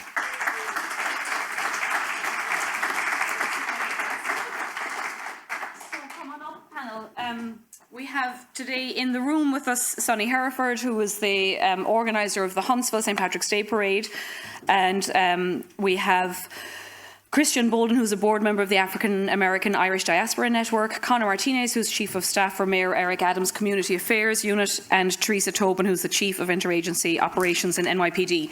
And I think we're joined on Zoom, we are, with the Honourable Lois Reckitt, who's the representative of the Maine State Legislature and the Vice Chair of the Maine Irish Heritage Centre in Portland. So thank you very much. I'm going to sit with you guys. So I think, we've been touching on our theme all morning, which is building bridges to a diverse America. And I think it's something that, in one sense, Irish America has struggled with since we've come, to this country as immigrants. A week before he died, we had Mick Maloney and Lenny Sloan up in the museum, and they did their Roads Diverged, tour. And Lenny started off the night by saying, we'll be talking about some uncomfortable things, but this is a safe space. And I think, that's kind of the spirit that we want to go forward in. There's been flashpoints between Irish America and other groups in America since the founding of the colonies, and certainly since independence. And Dr. Keneally's work, touches on a lot of that. But I think our collective personal and professional experience also kind of touches on that. So particularly, I think somebody, Sonny, like yourself, you know, an African-American man, one of the first students to be going to an integrated school, and then in adulthood. The first student in Alabama. So yeah. And lived to tell the tale. And then, you know, became one of the main organizers of the St. Patrick's Day Parade. So how does that happen? Well, so I'm a Notre Dame alumnus. I graduated in '79, came back home to Huntsville, Alabama in '86. And started the Notre Dame Club of Alabama in '92. Well, there had been a St. Patrick's Day Parade in Huntsville, and since I had started the club in the fall of '92, '93, I thought, well, the Fighting Irish ought to be in the St. Patrick's Day Parade. So I started going and volunteering to help organize the parade and so forth. Well, unfortunately, in '95, the parade organizer passed away, and I had been taking my laptop to the meetings back then. So the lady who was the sponsor of the parade, who, by the way, was Ellen McAnally from Galway, and she assumed that I was an organized person, so she asked me to take over the parade, and I did, and I ran it for about 14 or 15 years, and then the Irish Society of Northern Alabama was formed, and I went to them and I said, look, you guys ought to be doing this, not me, you know, and so I asked them to understudy me for the year 2011, and then they took the parade over in 2012, but I ran it from '96 through 2011, so 16 years, and kept the parade going. A lot of people. A lot of people have said that they didn't think the parade would have continued if I had. Without your intervention. And, you know, when we were preparing for this panel, Sonny, you were saying that you often received pushback from your own community then of African Americans. Like, why are you involved in this Irish? Exactly, yeah, it's something, and I'm not sure that everyone is aware of it, and it's not just Irish, but it's white people in general. If you're a black person, and see, I integrated the schools at the age of 6, and I'm comfortable in any audience, but not everybody necessarily appreciates that. And sometimes I would get some pushback from my own community about being so heavily involved in something so Irish. So. Yeah. And Christian, I guess you can speak to that too, that, you know, I think we should see it as an opportunity to grow, you know, rather than, and this is a challenge, I think, for Irish America. You know, we're a dying kind of demographic, we're an aging demographic, you know, and so to see these opportunities for inclusion as something that's positive instead of something that's diluting our culture. Yeah, and excuse me, I'm sorry. Yes. Now you're awake. Yeah, there you go. But no, you're touching on a very important point. We at the African American Irish diaspora, that's something that we promote, particularly in the African American community. Little known fact, more than 40% or close to 40% of African Americans actually have Irish heritage, right? So the lineage is already there. It just really needs to be illuminated. We've tried to do that through 3 chief areas, right? Social justice, arts and culture, and entrepreneurship, right? And I think we really are in an interesting time in the United States, kind of where the social climate is, right? Coming on the back of an environment that's really promoted nativism, right? And I think this climate in particular really creates a unique opportunity and a necessity for us to reach across, coming to various communities with an attitude of open-mindedness, of impartiality, of curiosity, right? And bringing that to the table and saying, look, we really want to engage with you. We want to learn more about you.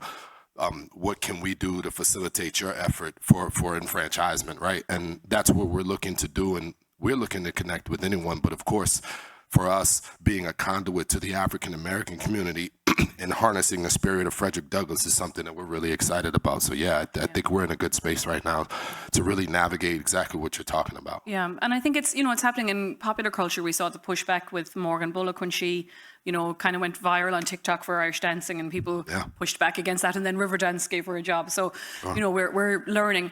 Lois, you've done some outreach at your centre with refugees, as we have in the museum too. We partner a lot with the refugee centre because, of course, particularly during the Great Hunger, Irish people came here, with nothing, and so.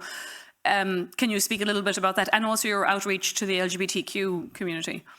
Yes, we've tried to open our center, which has one of the really good meeting spaces, and we have allowed it or asked it to be used for groups who have emigrated recently. We have a pretty large immigrant community in Maine, and particularly in Portland and Lewiston, and I think that we have tried to open our hearts and our space to the people who need a place to congregate and don't have such a thing themselves. So we are trying to do more of that.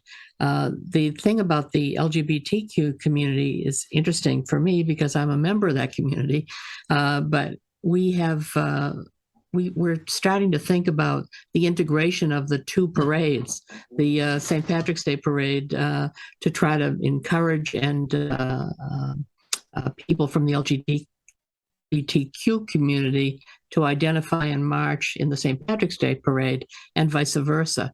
So I'm going to be reaching out to the Equality Maine people and to the people who run the Pride Parade to try to have an identified group in the Pride Parade, which is pretty large. It's pretty, I'd say it's about the size of the St. Patrick's Day Parade every year. And in the process of doing that, and in the process of my being in the legislature, I had an occasion to try to memorialize St. Patrick's Day a couple of years ago, and I got everybody in the entire legislature, 181 people, to sign a piece to do that.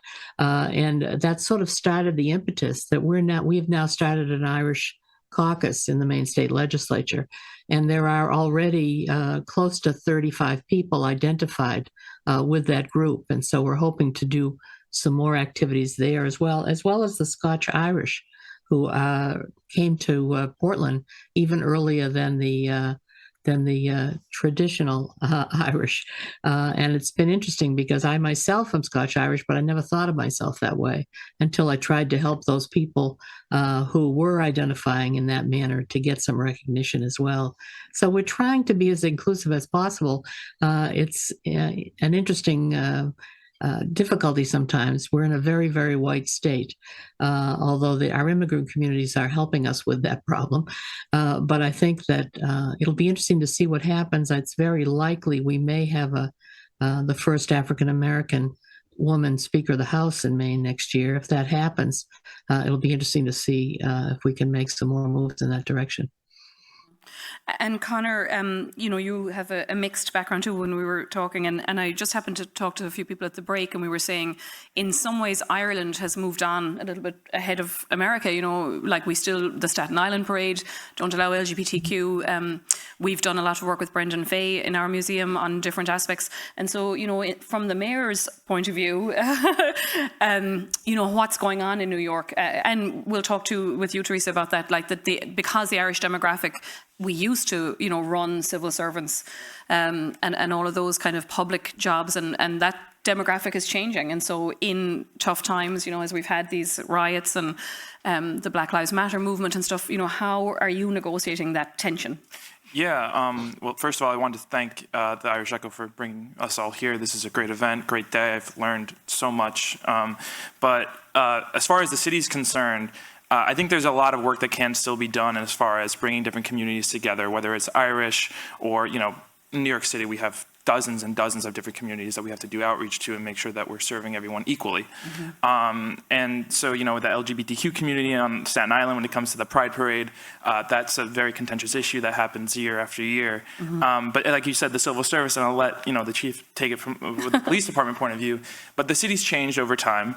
And Irish prominence in the city has changed as a result of it.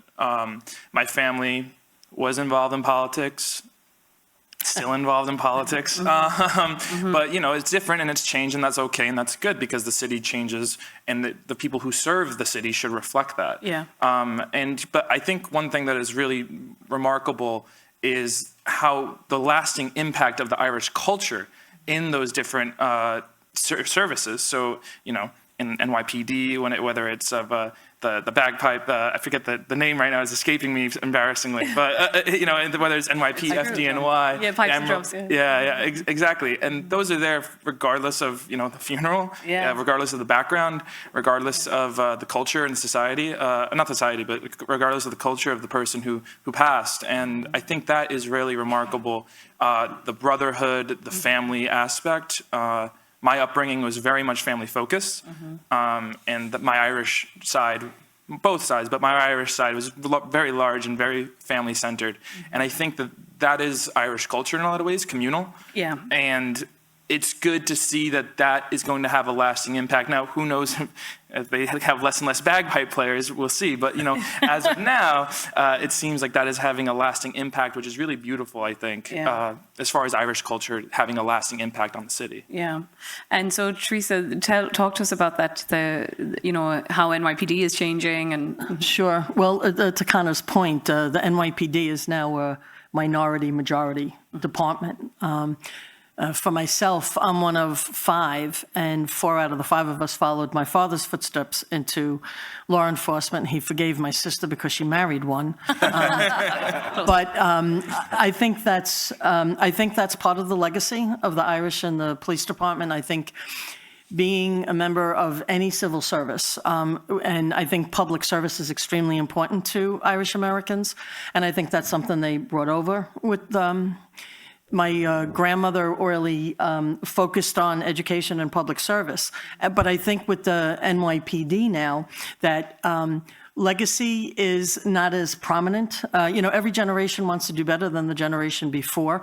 And I could see that from my grandparents who were from Ireland to my parents. We did better than our parents. But I think that part of that has been a huge outreach by the NYPD recruitment to get the city to reflect more of the population throughout the city. Mm-hmm. And Christian, can you talk to us a little bit about the types of education you were saying, which is so key to having this, more open dialogue between both Irish America and like disparate groups within and without? Yeah, so, excuse me, what's interesting is I think that there is a hunger, there is a desire for communities connect. I think people still see kinship with people who are like them, but still see kinship from others who are unlike them. I think that really is what the American spirit is born out of, right? I think again, getting back to some of the macro level factors, there's a lot of anxiety amongst people, right? We're coming out of the pandemic. We're dealing with inflation. Gas prices are unbelievable. They have mothers in here who I'm sure, I'm a young father myself. We were trying to get baby formula. That was a challenge, right? And when these things happen, you kind of retreat to your corner. And we've seen that kind of harness for political expedience, unfortunately. And yet, when people walk outside and they look in their neighbors' faces, they love their neighbors. People who live next door to them have keys to their home, spend times with their children. They go to church with these people. They're in grocery stores with these people. It is a larger community, right?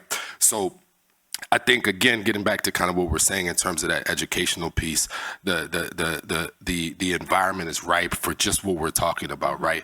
Which is looking across various communities and saying we have so much in common.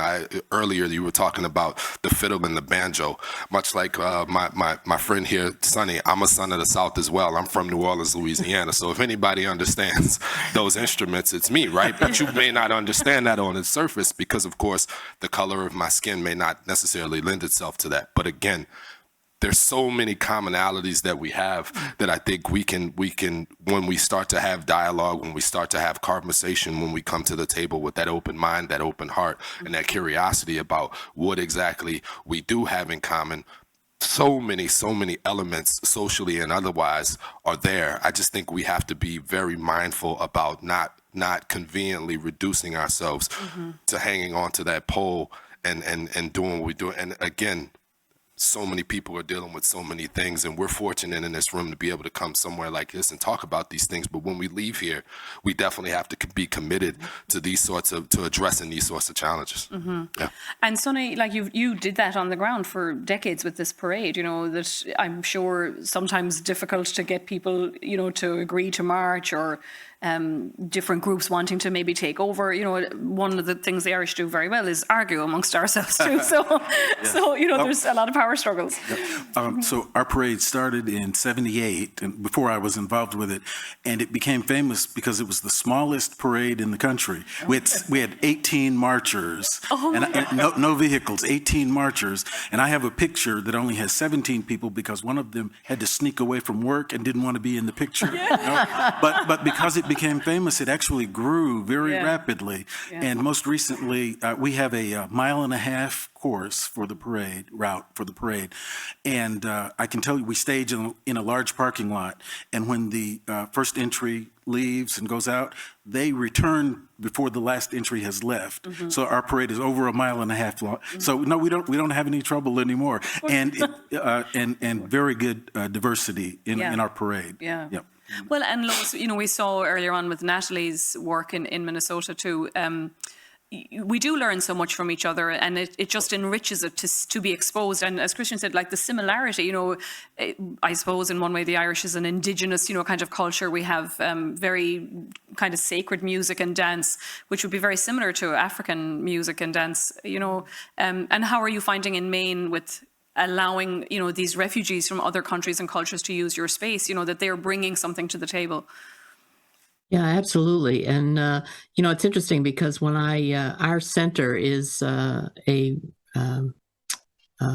former cathedral that the Irish built in Portland, that was decommissioned and then given to the city, and we got it from the city. So it's a huge landmark in the city, St. Dominic's. And what was interesting was one of the things that caused me hesitation personally when I was asked to become involved. I was aware of the center, but I said to the person who was trying to recruit me to be on the board there, I said, I'm not Catholic. And she said, we don't care. You know how to run things. Great. I could do that. I just don't happen to be Catholic. I come from a family where my dad got excommunicated for marrying my mother. That's a common story, I think, in our history that people don't talk about much. But I have found the community so incredibly welcoming that I think, we have an open-hearted policy, and I think that people sense that, and hopefully will reach out even more in both directions to the immigrant communities in the city, because I think one of the things it's difficult. We have to be careful how we talk about the fact that we too are immigrants, because the situation is very different today, and very different for many of the people who are currently immigrating. There's some reasons, mostly poverty and hunger, that caused the immigrations of the Irish, but the things that cause it today are more likely to be war and serious threats for personal safety and all those kinds of things that come from the currently emigrating communities from Somalia and Rwanda and these kinds of places coming out of really different circumstances.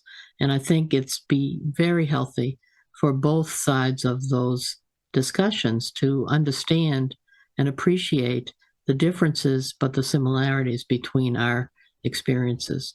And I think that and it gets tricky, because of course the African-American experience is quite different.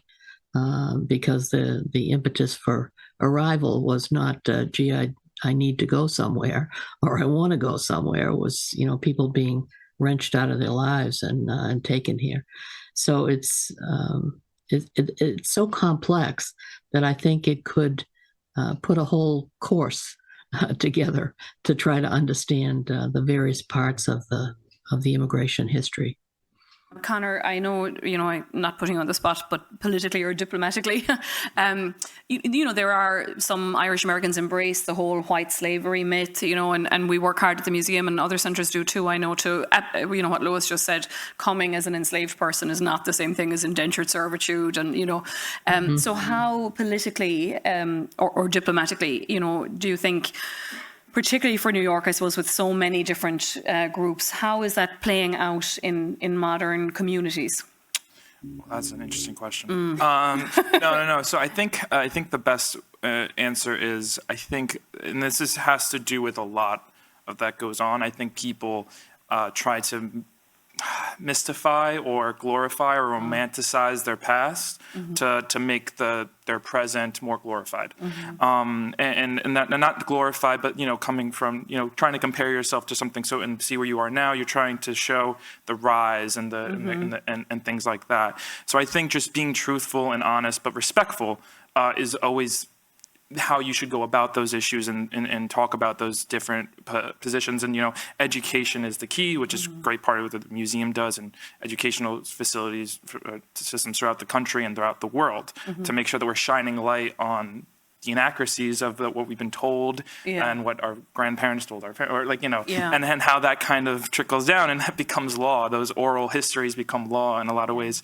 And just real quickly to go back to that music piece, I think music is such a great way to build that bridge, to kind of go back to the theme if in a diverse America. And my family, I'm sorry to talk about my family so much, but my family is really into music and Irish music, and I mutter some Christy Moore every now and then. And but my cousins are big partiers, right? Yeah. And so they'll invite all their friends over and we're from New York, so it's a very diverse background. Yeah. But people will be rocking out to everything, and it builds a relationship, camaraderie, and I think that's a great way to build to level the playing field in a lot of ways and get people to enjoy each other's company. And Irish music is so great and rich and fun.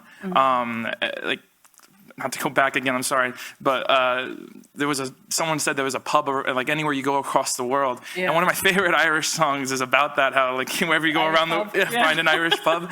And I love that. And I just think that that's a really great way to bridge that gap. Yeah, well, and Larry Kerwin's recent musical Paradise Square, I think bridged that to, unfortunately its run ended early, but it was a fantastic story about, the Civil War era with African Americans and Irish.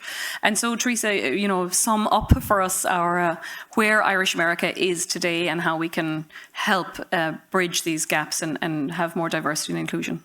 So, I think that you all know that the NYPD has a huge Irish presence in it, but I'll just leave on this note. We had Kelly and we had Bratton and we had O'Neill and we had Shea, and now we have Keyshawn Sewell. So I think that's part of leading the way. Yeah. Okay, good. So I think we're out of time, but thank you, panel. That was very good. We could, be here all day, but I think, actually all of the panels have kind of touched on this, because to be able to build sustainability, we do have to include more. And it's, between Jerry Adams and Brexit and all these things, it's an opportunity for us to add to our community instead of to, take away from it. So I think we're very hopeful for Irish America. Thank you very much. Thanks for having me.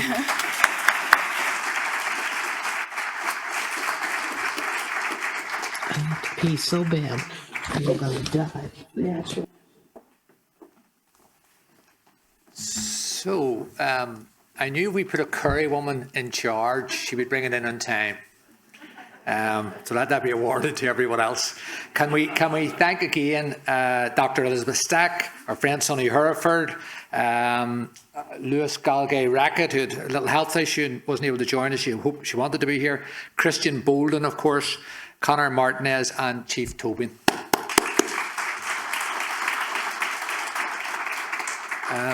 And before we hand over to another very powerful woman who will, I'm sure, bring this panel in time so we get away for lunch, Sarah Stanton. Before that, we have a video from one of our sponsors of the Hinch Distillery in Temple, County Down. And, occasionally there's an odd holdout who would say, I don't want to go to Belfast because you don't have a whiskey distillery. And I say, now hold it. We now have this modern, beautiful whiskey distillery called Hinch, from the Inish word for island, Ballina Hinch. And not only is it a magnificent distillery and one of the biggest on the island, but it also has a £12 million visitor centre as part of that. So no excuses, definitely no excuses now. It's on the gateway to the moorings. So let's see the video. Let's welcome up Sarah Stanton, and then as she comes up, the video for Hinch Distillery will run, I think. So, Sarah Stanton, here we go.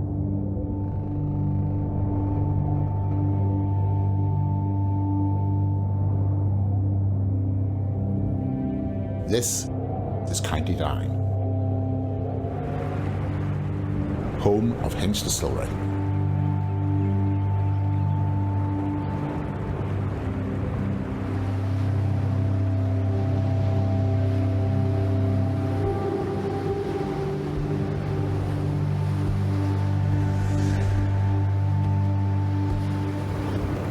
From the incredible beauty of the Mourne Mountains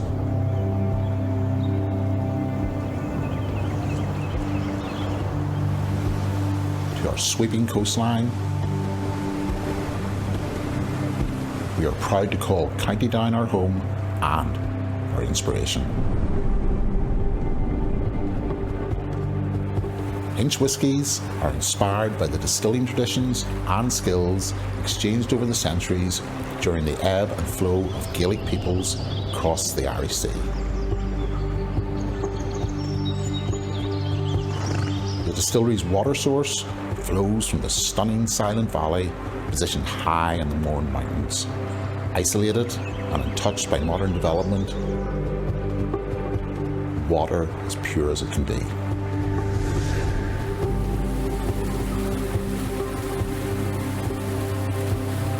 County Down is one of the 9 counties of Ulster and one of the most diverse, beautiful and historic on the whole island of Ireland.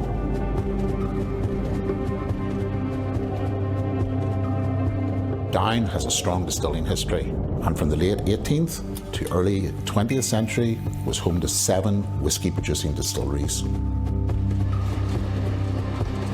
Our distillery was designed with boldness in mind, with a distillery team full of character, innovative spirit, and ambition to help shape Ireland's distilling landscape.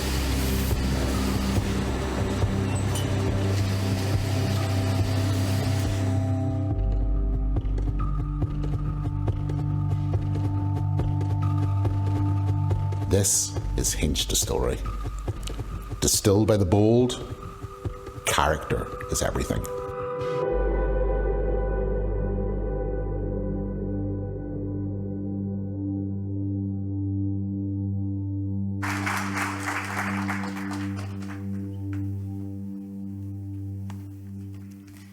Well, it's nearly good afternoon, everybody. I'm Sarah Stanton, and I have my company's Cargo Travel, and I'm based in Boston. It's my pleasure to be here today. And would you love to just blink your eyes and be right there in that beautiful, beautiful place? So I'd like to invite my panel to come to the stage, please. We are going to be talking about marketing Ireland. I mean, how difficult could that be, right?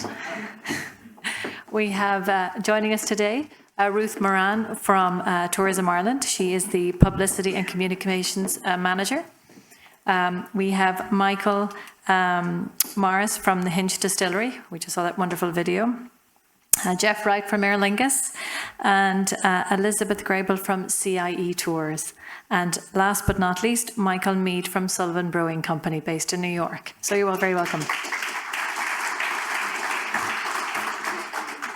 We have so much to talk about. We had to have a larger panel of people on stage. So anyway, so just talking about Ireland, and as I said, trying to market Ireland. To me, I think Ireland sells itself. Obviously, we're all here today and talking about Irish America. Starting from that itself tells you how amazing and the reach it has around the world. So. The travel and tourism community, or travel in general, for the past couple of years took a huge hit. There's no question about it.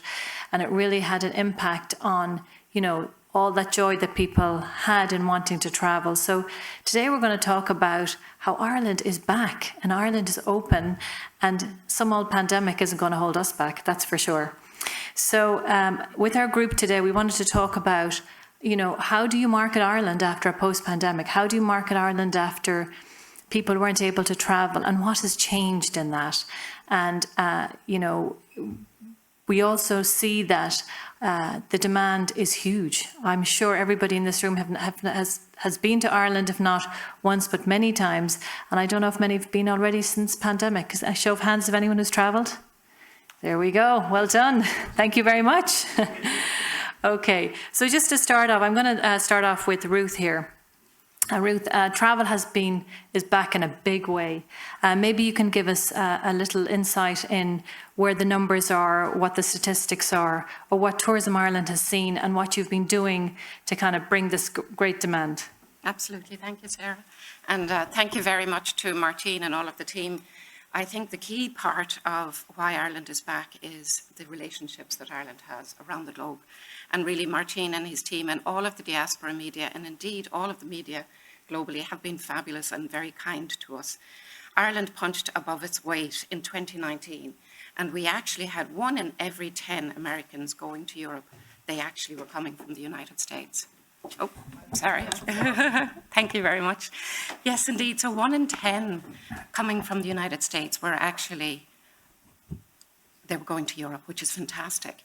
And the opportunity for us to capitalize on that, we had 11 million visitors in 2019 to the island, and 1.7 million of those were actually from the United States. But the key thing is that they were spending over 1.6 billion. So tourism is really important to the island of Ireland, as we all know.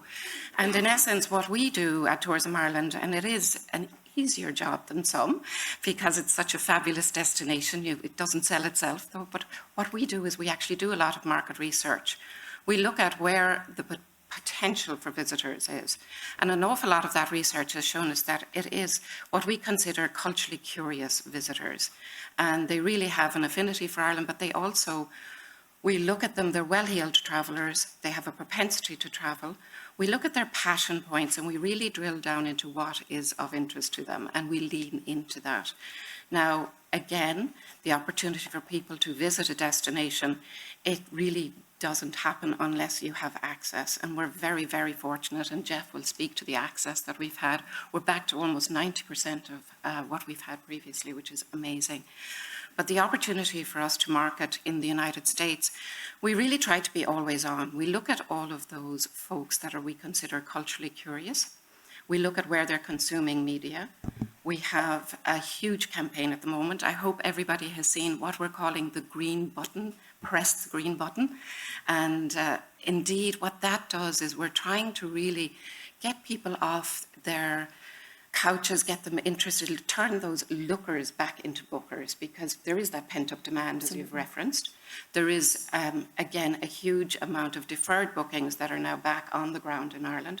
The product in Ireland is second to none. There's been a huge investment. All of that opportunity when COVID was taking place, the Irish people never sit still, as we know. They're so inventive and always entrepreneurs, and they spent a lot of time actually developing the product on the ground in Ireland, which is fantastic. So the luxury accommodations that have opened, for example, the Cashel Palace Hotel down under the Rock of Cashel is spectacular. But all of that great development has given us an opportunity to market and let people know that the experience in Ireland is second to none. Of course, we're very fortunate that, you know, a lot of the Bloomberg, for example, called us out as a safe destination. We were #1 on the list of places that you could go, that it was actually, that the pandemic was not going to be at its worst. And we've continued to maintain that perception amongst the travelling set that we are a safe destination. When the US removed the requirement that you had to test to come back to the United States was fabulous. But again, that gave us an opportunity to go out with campaigns. The green button, as I say, is one of our largest. We also had a diaspora campaign that some familiar faces here might have recognized across the media, and we said, the crack is back. And that essentially is what was happening on the ground in Ireland. People were really welcoming folks back and being very intuitive and very cognizant of what the new proposition would look like. And we're seeing a lot of multi-generational family trips. Yeah. We're seeing a lot of people that want to reconnect with their families, to have that experience, to spend quality time back together. We're seeing a huge focus on the outdoors. So again, in all of our campaigns, we're dialing up, and Ireland, as we know, has beautiful scenery. But again, it's identifying the scenery is fabulous, but what do you actually do when you're there? So you'll see in our campaigns that we have folks cycling and biking and hiking, and the culinary experiences that they can have. Across all of our channels, we have this always on, as I say, kind of concept. And, you know, just alone, every week we send emails out that reach over 250,000 people on a weekly. They're potential travellers, and they engage with us. Our Facebook is very prominent. We have a great engaged audience, and a lot of those conversations start organically, and there's community conversations, but we have almost 2 million folks on that. And we have a moments strategy at the moment as well, that we're trying to incentivize people to travel when it's off season, so it's not just the summer peak times. Absolutely. But those are some of the things that we can get into discuss with some of the other folks, because I know there's plenty of. Yeah, no, listen, there's lots to talk about for sure. Yeah, no, absolutely. And talking about, those moments and off-season travel and, trying to spread it out through across the year. Maybe, Jeff, you can talk a little bit, one, about how Aer Lingus, right through the pandemic, was stuck in strong and, made it a possibility for people to go, even with the restrictions and testing and travel and all of that, but also, now you've really opened up even more of the gateways again to bring more people to Ireland. Can you speak to that? Well, we ended 2019 with 19 flights a day. 2020, we went down to 3, so it was pretty tough. But now we're back up to 14 flights a day, so we're just about there.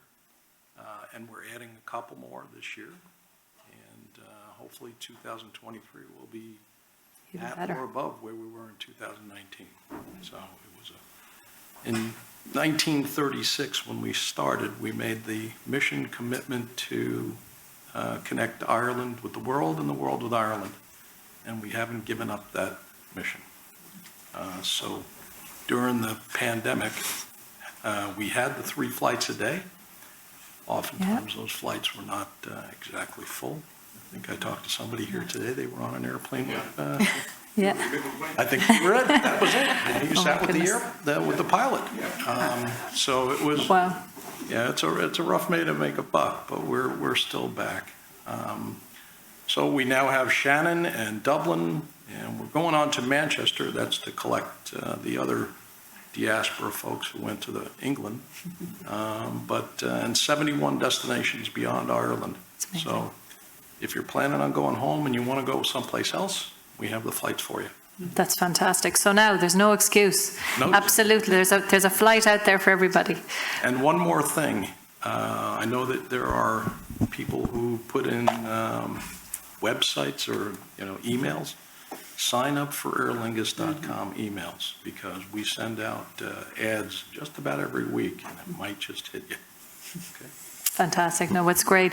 And then bringing all these people to Ireland, and once they get on the ground, Elizabeth, you can talk to what people are wanting to do, and has, people didn't get to travel for a few years. So has that changed the trends of people traveling, how long they want to go, how much they want to spend, and what type of travelers are you seeing at CIE? Well, we're delighted to have seen that 2022 was, while not a full recovery year, it definitely was a full year of open border, which made a huge difference. Because in 2021, I think where all of us, in the pandemic, in the industry shutting down very quickly in 2020, we all assumed 2021 would reopen. It did not until the late summer. And when the borders opened, travel could commence. So basically, you do have an industry that was not able to get on those planes because the borders were not open, except for very specific circumstances. So I guess I can explain also CIE Tours' role in the ecosystem. So CIE Tours, we are based here, we're a US incorporated company, but we are owned by the Irish government. We're owned by CIE Group, which is the National Transport Association of Ireland that runs Dublin Bus, Irish Rail, Bus Éireann, and we are the little company over here in the United States which brings Americans over on guided and escorted tours to Ireland.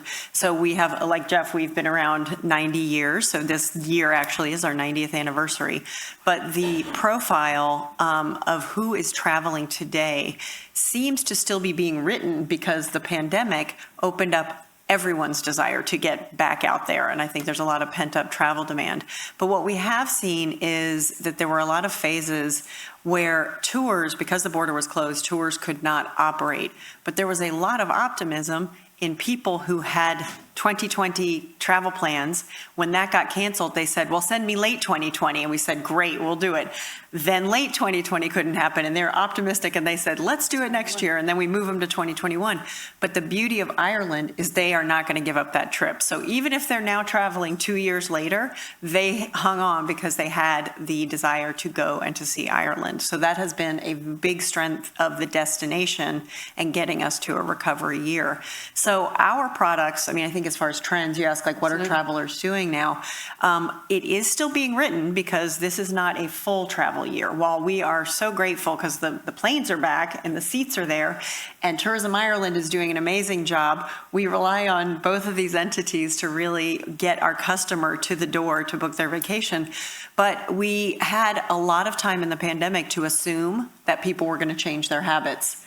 What we are seeing is they are not changing their habits. What the pandemic did is it just made us stay home for a while. It did not break our desire to get together with groups of people. It did not break our desire to go into an attraction and to see that attraction. So that has been very positive. With the tours that are running, we also see that we do a very specific survey system for our guests. We send about, pre-pandemic, we sent about 50,000 passengers a year, which is quite big for a specialist for Ireland, and for a destination that's one, there are countries that would kill to have 50,000 passengers coming on their tours. But the survey cards that we do have shown that in 2022, they are just as satisfied with the experience as they were in 2019. So that tells you at least if people want to go to Ireland, they should feel confident that they're going to enjoy it. So the trend is that people seem to be back wanting to do what they did before. And in Ireland, what that is experience the places that Tourism Ireland is marketing so well, like the Wild Atlantic Way, Ancient East, and in Northern Ireland, the Embrace a Giant Spirit has been a great positioning. People want to go, but they want to meet people when they get there. And it's the people of Ireland, it's the outdoor spaces, and all of that is still being as well received as it was before in 2019. And nobody ever went to Ireland to get a suntan, so. True. Well, I don't know. This summer, they definitely got a suntan. I think the weather's been so good. No, thank you. And you're absolutely right, Elizabeth, too. I mean, the campaigns that Tourism Ireland have run consistently and identifying the different parts of Ireland. And one of the newer ones, Ireland's Hidden Heartlands, again, really now after the pandemic where people had to spend more time outdoors, to your point, Ruth, that has really just, risen up as a phenomenal part of Ireland to visit with all the outdoor spaces, the cruising on the Shannon and things like that. So, and over that time, Irish people didn't sit on their laurels. They invested, they said, right, if we're going to be, have no visitors coming to see us, we're going to make sure that when they come back, this is going to be better than ever. And to that, there's been a lot of investment across Ireland in the various products and experiences. And for sure, experiential travel, like when you get there, people want to just spend more time, they want to experience, they want to literally taste it, see it. And talking about tasting it, Michael from Sullivan Brain, you have a very interesting product to talk about today, and also how people here in the United States, they get to taste a little bit of Ireland that makes them want to go to Ireland. So how do you take that tasting and then attract them over to Ireland to visit? Thank you. Thanks to the Irish Echo, and this campfire is a very great use of time, and I think more people should definitely be here. I'm in the unique position of being an Irish American who runs an Irish company. I'm extremely proud of that. I'm pretty humbled by that, and I think it's a privilege for me to be able to do that. And inherent in our strategy is to bring the authentic to the markets where we're bringing Ireland. So I'm creating a byway in my mind in terms of bringing people back home. It's inherent in our strategy, in our tap room in Kilkenny, to make that a magnet for Irish Americans and anybody else who wants to come. The pandemic really challenged us, and we built these huts outside at the tap room so that people could be socially distanced. We ended up putting USB ports in them. We ended up putting heaters in them, then half doors to keep the wind off your ankles in the winter, and everything else. And what that resulted in is that our tap room, we believe in Kilkenny, is the most booked restaurant in Kilkenny City, which is something that we feel very good about. It's become a bit of a social center. And when I think about selling Ireland, it does resonate precisely with how our brand is positioned. And so what I mean by that is we're brewing only traditionally crafted Irish ales. So there's a ton of great small and medium-sized breweries in Ireland with not just the breweries themselves, but with great brewers. And interestingly enough, most of them are replicating the American craft beer movement that began in about 1995. So we see kind of the cool beers, the cool cans, the cool graphics and so forth out of a lot of the breweries. And by the way, if I were a brewer, I'd probably want to take that path because they're making IPAs, they're making sours, they're appealing to the whole spectrum of beer tastes. We're kind of boring. We're making, can you believe it, Irish dry stout.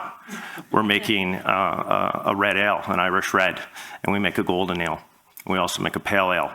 And in so doing, as we're knocking on doors in America, what we're trying to do is bring that authenticity that nobody's tried to do in really the last couple of 100 years. Sullivan's is the oldest commercial brewery in Ireland, and it was defunct for 100 years. So my friends and I resurrected it. And our mission is, again, authenticity. And because Americans, when we're talking about connecting Ireland to America specifically here today, most Americans who have never been and are going to go on their first tour with you and so forth, they're thinking of what? They're thinking of provenance and heritage and authenticity, again, to use the word. And we're trying to just jump right in with that. And in reverse on our byway, what we do in America to make that connection is we think one of the great organizations is the GAA. So Sullivan's is on the jersey of the Nashville GAA, the Savannah GAA, the Buffalo Fenians of Buffalo, New York, where I'm proudly from. And we do that, which enabled us to, I hope, bring dollars back to Ireland like it has. We've hosted huge groups from Cleveland. We just hosted the Savannah GAA.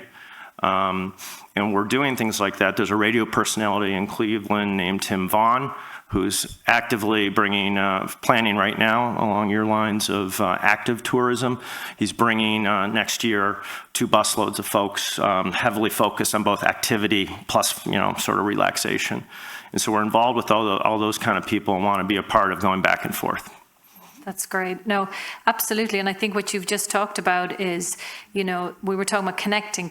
It's a big word today. It's being connected and connecting to, whether it's through music or through, the centres that we talked about. And what you've done is, in your kind of marketing, is connected to those organizations that will continue to grow that Irish American feeling and dream and then bring them back to Ireland, which of course ultimately what we want ourselves. Well, it's interesting, right? Because everybody knows what beer they should have on tap at their Irish Centre throughout your various areas, But when's the last time somebody knocked on your door with an authentic Irish product and they're hoping to be a part of what you're building in your communities? So that's what we're trying to do. Absolutely. Well, we're once again, keeping Ireland closer. And then to move up to another beautiful part of the country, which you just saw on the video. Michael from Hinch Distillery, you have a beautiful, I won't say new product anymore, it was before the pandemic was a new product. Can you tell us how are you marketing your products, but also in turn with the desire to bring people to the destination to see your beautiful facility and also the broader part of Northern Ireland? Okay, thank you. The interesting backdrop to this is Irish whiskey has been the fastest growing spirit category in the world for the last 10 years. We're now coming after Scotch, going after what's rightly ours. 10 years ago, some people won't know this, there were only 4 distilleries in Ireland, there are now 42. So this is, and what's driving that absolutely incredible number is that 25 to 35-year-olds around the world are drinking Irish whiskey ahead of Scotch. So that's the first main kind of change demographic. And secondly, and most interesting perhaps, a third of all new consumers to whiskey are women. So these are 2 massively different demographics, which we as a relatively new company are there to take full advantage of if we can. We're proudly Irish. Yes, Island of Ireland is everything to us. It's a protected kind of category, which gives us an immediate step into all the main mature markets. But we're very proud of our regionality coming from County Down in the north. We're really all Belfast boys. In fact, a shout out to my boss, Terry Cross. Dr. Cross is the brainchild and the money and the vision behind the £20 million distillery that we have. In fact, he went to the same school that Marcin went to, a few years ahead of Marcin, I would say. But he was taught and educated by the Christian Brothers. And in fact, I went to the same school, although these guys were all obviously years ahead of me. I was a relatively young fella. But yeah, so it's wonderful to be here as people who are educated. But by the Christian Brothers. But we're Belfast, so we're 10 miles outside Belfast. And to answer directly the question, we don't actually see the Irish whiskey companies on the island as our main competitors. We're a very ambitious company. We're the largest of the independents in the north. We're we're behind Bushmills as a much bigger distillery, but we are the largest independent. So we see our competition as being Scotch. With 40 new distilleries in Ireland, whiskey tourism is going to be massive. It's going to be one of the main things in the next 10 years because we watch closely. I've been at this a long time. Scotch Whisky and the Scotch Whisky Association have done a fantastic job, as actually have down in Kentucky and Bourbon Country, to really market that as a proper tourism vehicle. So in Ireland 10 years ago, and maybe even 5 years ago, that was quite a thin proposition, beyond Guinness and some of the other breweries and so on, and of the big obvious Irish whiskey companies. But it's now absolutely on fire. You're talking about 42 distilleries, new styles of whiskey, pot stills, single malts, blended whiskey being made. We're right at the forefront of a lot of that. And of course, then to just plug the fact that we're a big export company, so we have been not standing idly by through COVID. While we were building our distillery, we owned about 5 million euros of casks. So we export around 30 markets around the world. Biggest market for us is the United States. We're now in 24 states through the RNDC network, which is Republic. So yeah, we're very much at the forefront of the new wave of independent Irish whiskies, which are part of this Irish Renaissance. But actually, historians among us, we only actually believe that we're taking back what was originally ours. Well said. Well said. Okay, I'm getting we're running out of time a little bit here, but just to sort of wrap it up, without a doubt, Ireland is a fabulous destination, as you all know. There's a lot to experience there. There's a lot to taste, obviously, with the amazing outdoor spaces, the development of the new products, with the great tours that are being provided. There are also so many special events. There's some American football being played in Dublin. We have ice hockey being played in Belfast. We have lots of football going on. The GAA team's going over. You don't really need a reason. There are lots of reasons. And Ireland is definitely, open and ready, and such huge demand. And that, I think, will be our positive challenge going forward, is how to meet that demand and how to, to keep it going on now for 2024 and 2025. So maybe just one last little brief thing from each of you, how you think that we're going to meet that demand just head on, just a few words, maybe. Jeff? We'll add airplanes as long as you guys keep buying them. Awesome. So we are definitely ready, and we're on the way right now. So. And I'm very glad to say that the government has recognised that we are competing with a very competitive set, that everybody is looking at destinations at the moment, and they have given us additional funding this year, and we're pitching very strongly to continue. But our largest ever campaign is running this year, and the challenge for getting folks there is one thing, and I think the experience that they have, and to your point, I think they have the best experience in the world, and that satisfaction level that we have, that 95%, word of mouth is going to let people know that that's going to be the best ever. Absolutely, absolutely. Okay, well, I can see Martine crawling up here that side of the wall, so we'll wrap it up. But thank you very much to my panel. There's amazing things on offer, and we all hope to see you in Ireland very, very soon. So thank you for that. And just to close out this session, we have a short video and message from the CEO of Forest na Gaeilge, Sean O'Quinn, and then followed by another video from the team at Sober St. Patrick's Day. So thank you so much.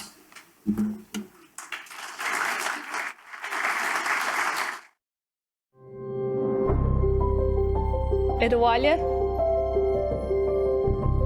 Idachianter.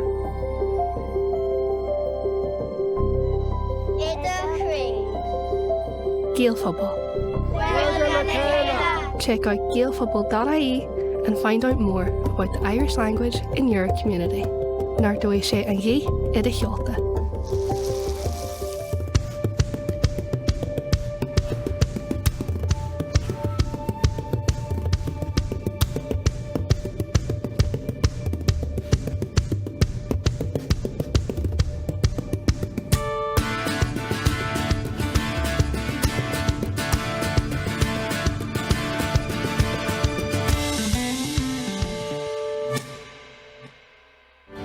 Forras na Gaeilge, Siar Danga Haney.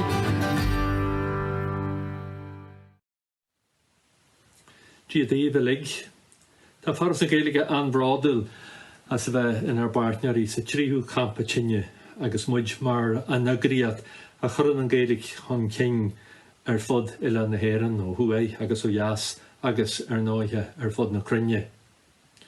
Forras na Gaeilge is very proud to have supported the Irish language sector in our communities, in our towns, in groups and in organisations north and south to meet the challenges presented by the pandemic and to provide and develop support and services to language communities. Through a range of online campaigns, cultural and language programmes, along with our ongoing commitment and the commitment of groups and communities who benefit from our funding, the Irish language sector has shown incredible resilience and dedication during this unprecedented global challenge. Despite the pandemic, one of the most significant language developments in the 100-year history of the Irish state has remained on target. The Irish language policy being developed by the Irish government over the last number of years has resulted in government-approved language planning processes and language plans totally funded by the Irish government for almost 50 language-speaking communities throughout the country. In the Gaeltacht, where Irish is still a community language, and in the rest of the country. Forras na Gaeilge also provides annual funding to an additional 36 language community groups, many of which employ full-time Irish language development officers from Inishowen in the north and Donegal to Limerick in the south. In addition to the 40+ community centres in the Gaeltacht region, there are over 18 Irish language centres now in the rest of the country benefiting from our support. The consolidated approach to language planning has supported Irish speakers and those who aspire to be so, to live their lives through Irish across many domains. We will continue to work with the governments, north and south, and with other stakeholders in building this infrastructure needed to meet the burgeoning interest in the Irish language at home and abroad. I hope you will get an opportunity to visit Ireland in the near future and observe how the Irish language has flourished over the past number of years on our island. Guillaume gach rach an campa tinne im Líonna agus go mar muochas le the Irish Echo as an deis ínta seo hortúine bh ranfáirteach in san ácaid seo. Part of our mission is not only to reclaim the day on St. Patrick's Day, but also to reclaim the meaning of the Irish word sláinte. Sláinte actually translates in English to health. And somehow, I think that health is not exactly what's on the mind of people when they raise their glasses for a toast on St. Patrick's Day. For some, I fear it's more like, let's get wasted. By the way, we're not at all against people having a drink on St. Patrick's Day. The last thing that we want to do is rain on anyone's parade. We're simply against people having 8 or 9 or 20 drinks on St. Patrick's Day and making us all look a little ridiculous. Particularly our young people, for whom binge drinking is on the uptick. We know that this movement has begun to change them.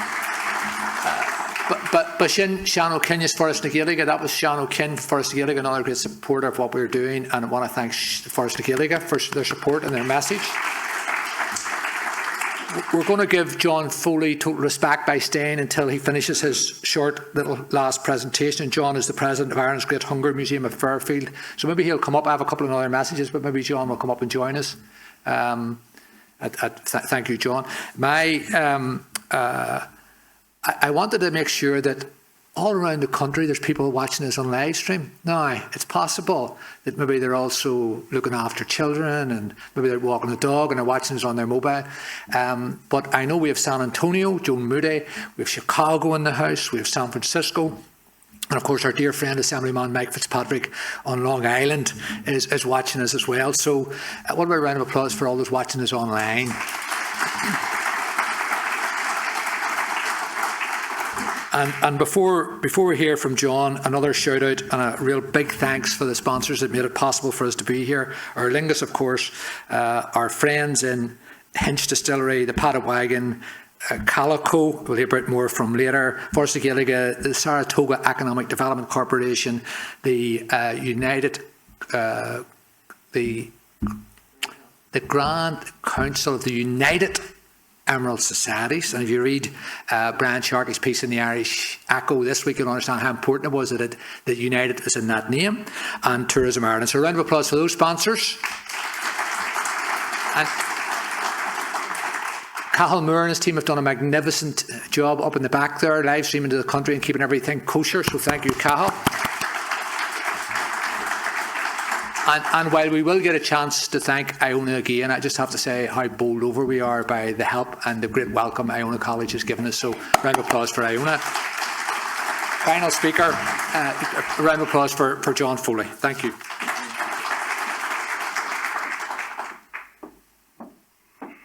Good evening, or good afternoon. Is there a slideshow there?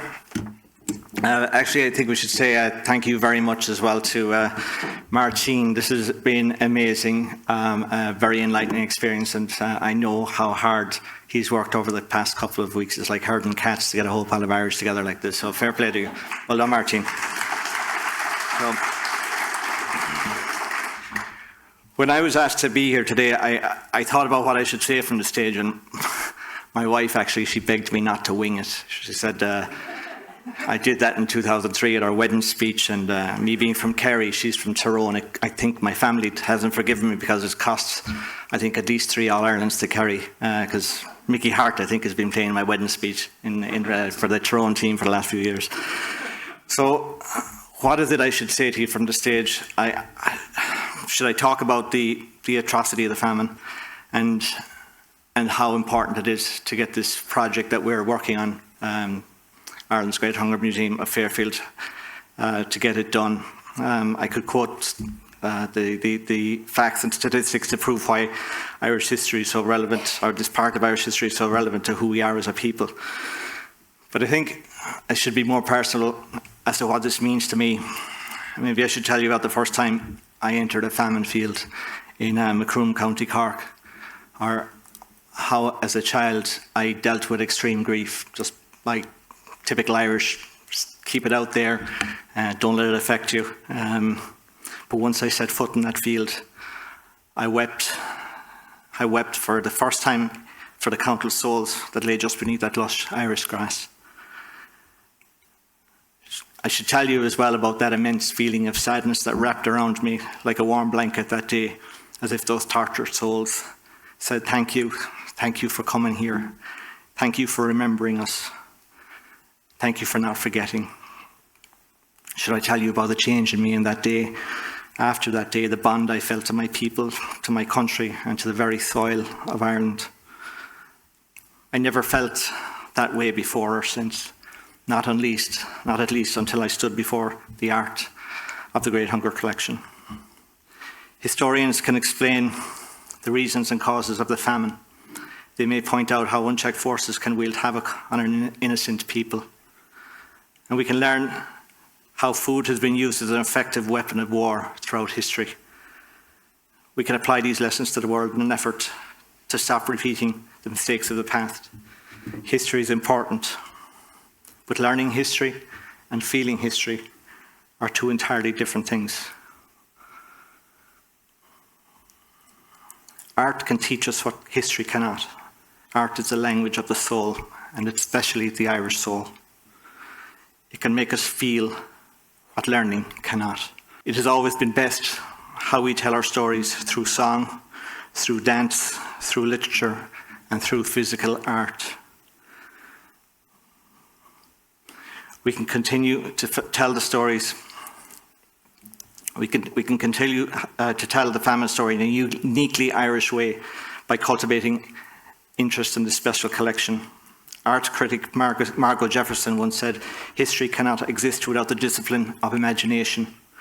Through art, we connect who we are today to who we were yesterday and to who we aspire to be tomorrow. At Ireland's Great Hunger Museum of Fairfield, we are very aware of how important our mission is to protect this unique Irish collection. Perhaps I'm here to tell you that it's the most important mission of my life. This is a tremendous opportunity we now have to take this collection to the heart of Irish America. I want every generation to feel what I felt in that field in Macroom and the first time I saw the art of the Great Hunger collection. I want your children and your grandchildren not just to know their history of our struggle, but also to feel it. This is why we must return this collection to the public eye where it belongs and in control by the Irish and Irish American people. I loved my history as a child. I often thought when we unite as one, we'd take on the world, and we have, for the most part. There are no stronger, more passionate people. I see it every time I set foot in the Gaelic American Club, the great things we can achieve. But if we are to be successful, as you all know, we must help each other. We must work together. So, Martine likes an exclusive. So today you're the first to know of the very first of several, the very first of exhibits. I think it's been closed for 2 years, that we've planned as we work to actually move the museum permanently to Fairfield. The exhibit will run from September 17th to October 16th at the Fairfield Museum and History Centre. The exhibit will make up some of the highlights of the collection, and I hope you all will find time to attend and support us. Ireland's Great Hunger Museum of Fairfield was forged from members of the Gaelic American Club who came together to work with Quinnipiac University to find a new home for the collection. We are working to build something unique for all of us and for all the generations that come after us. The membership has stepped up with various expertise, legal, it's mostly legal right now, but marketing, logo design. It's been heartening. The one thing, the common denominator, and I've seen this today, the common denominator for all our organisations is passion. That is why we succeed. That's why we will succeed, because we're passionate about our causes. There's a barcode up there. If you'd like to get updates on the movement, please direct your cameras, and I'll have it on my phone afterwards if anyone wants it. But basically, that'll direct you to a website where you can leave additional details, and we'll add you to your mailing list. So, on behalf of my colleagues here at Ireland's Great Hunger Museum of Fairfield, I thank you.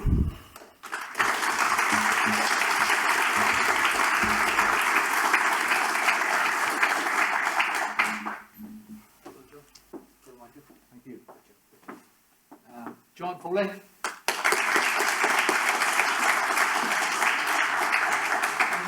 Some of you non-believers thought we weren't going to feed you. We're now going to feed you to the door left over to the Burke Hall. Is that correct, Ian? Burke Lounge in Spellman Hall. Burke Lounge in the Spellman Hall. And anything else?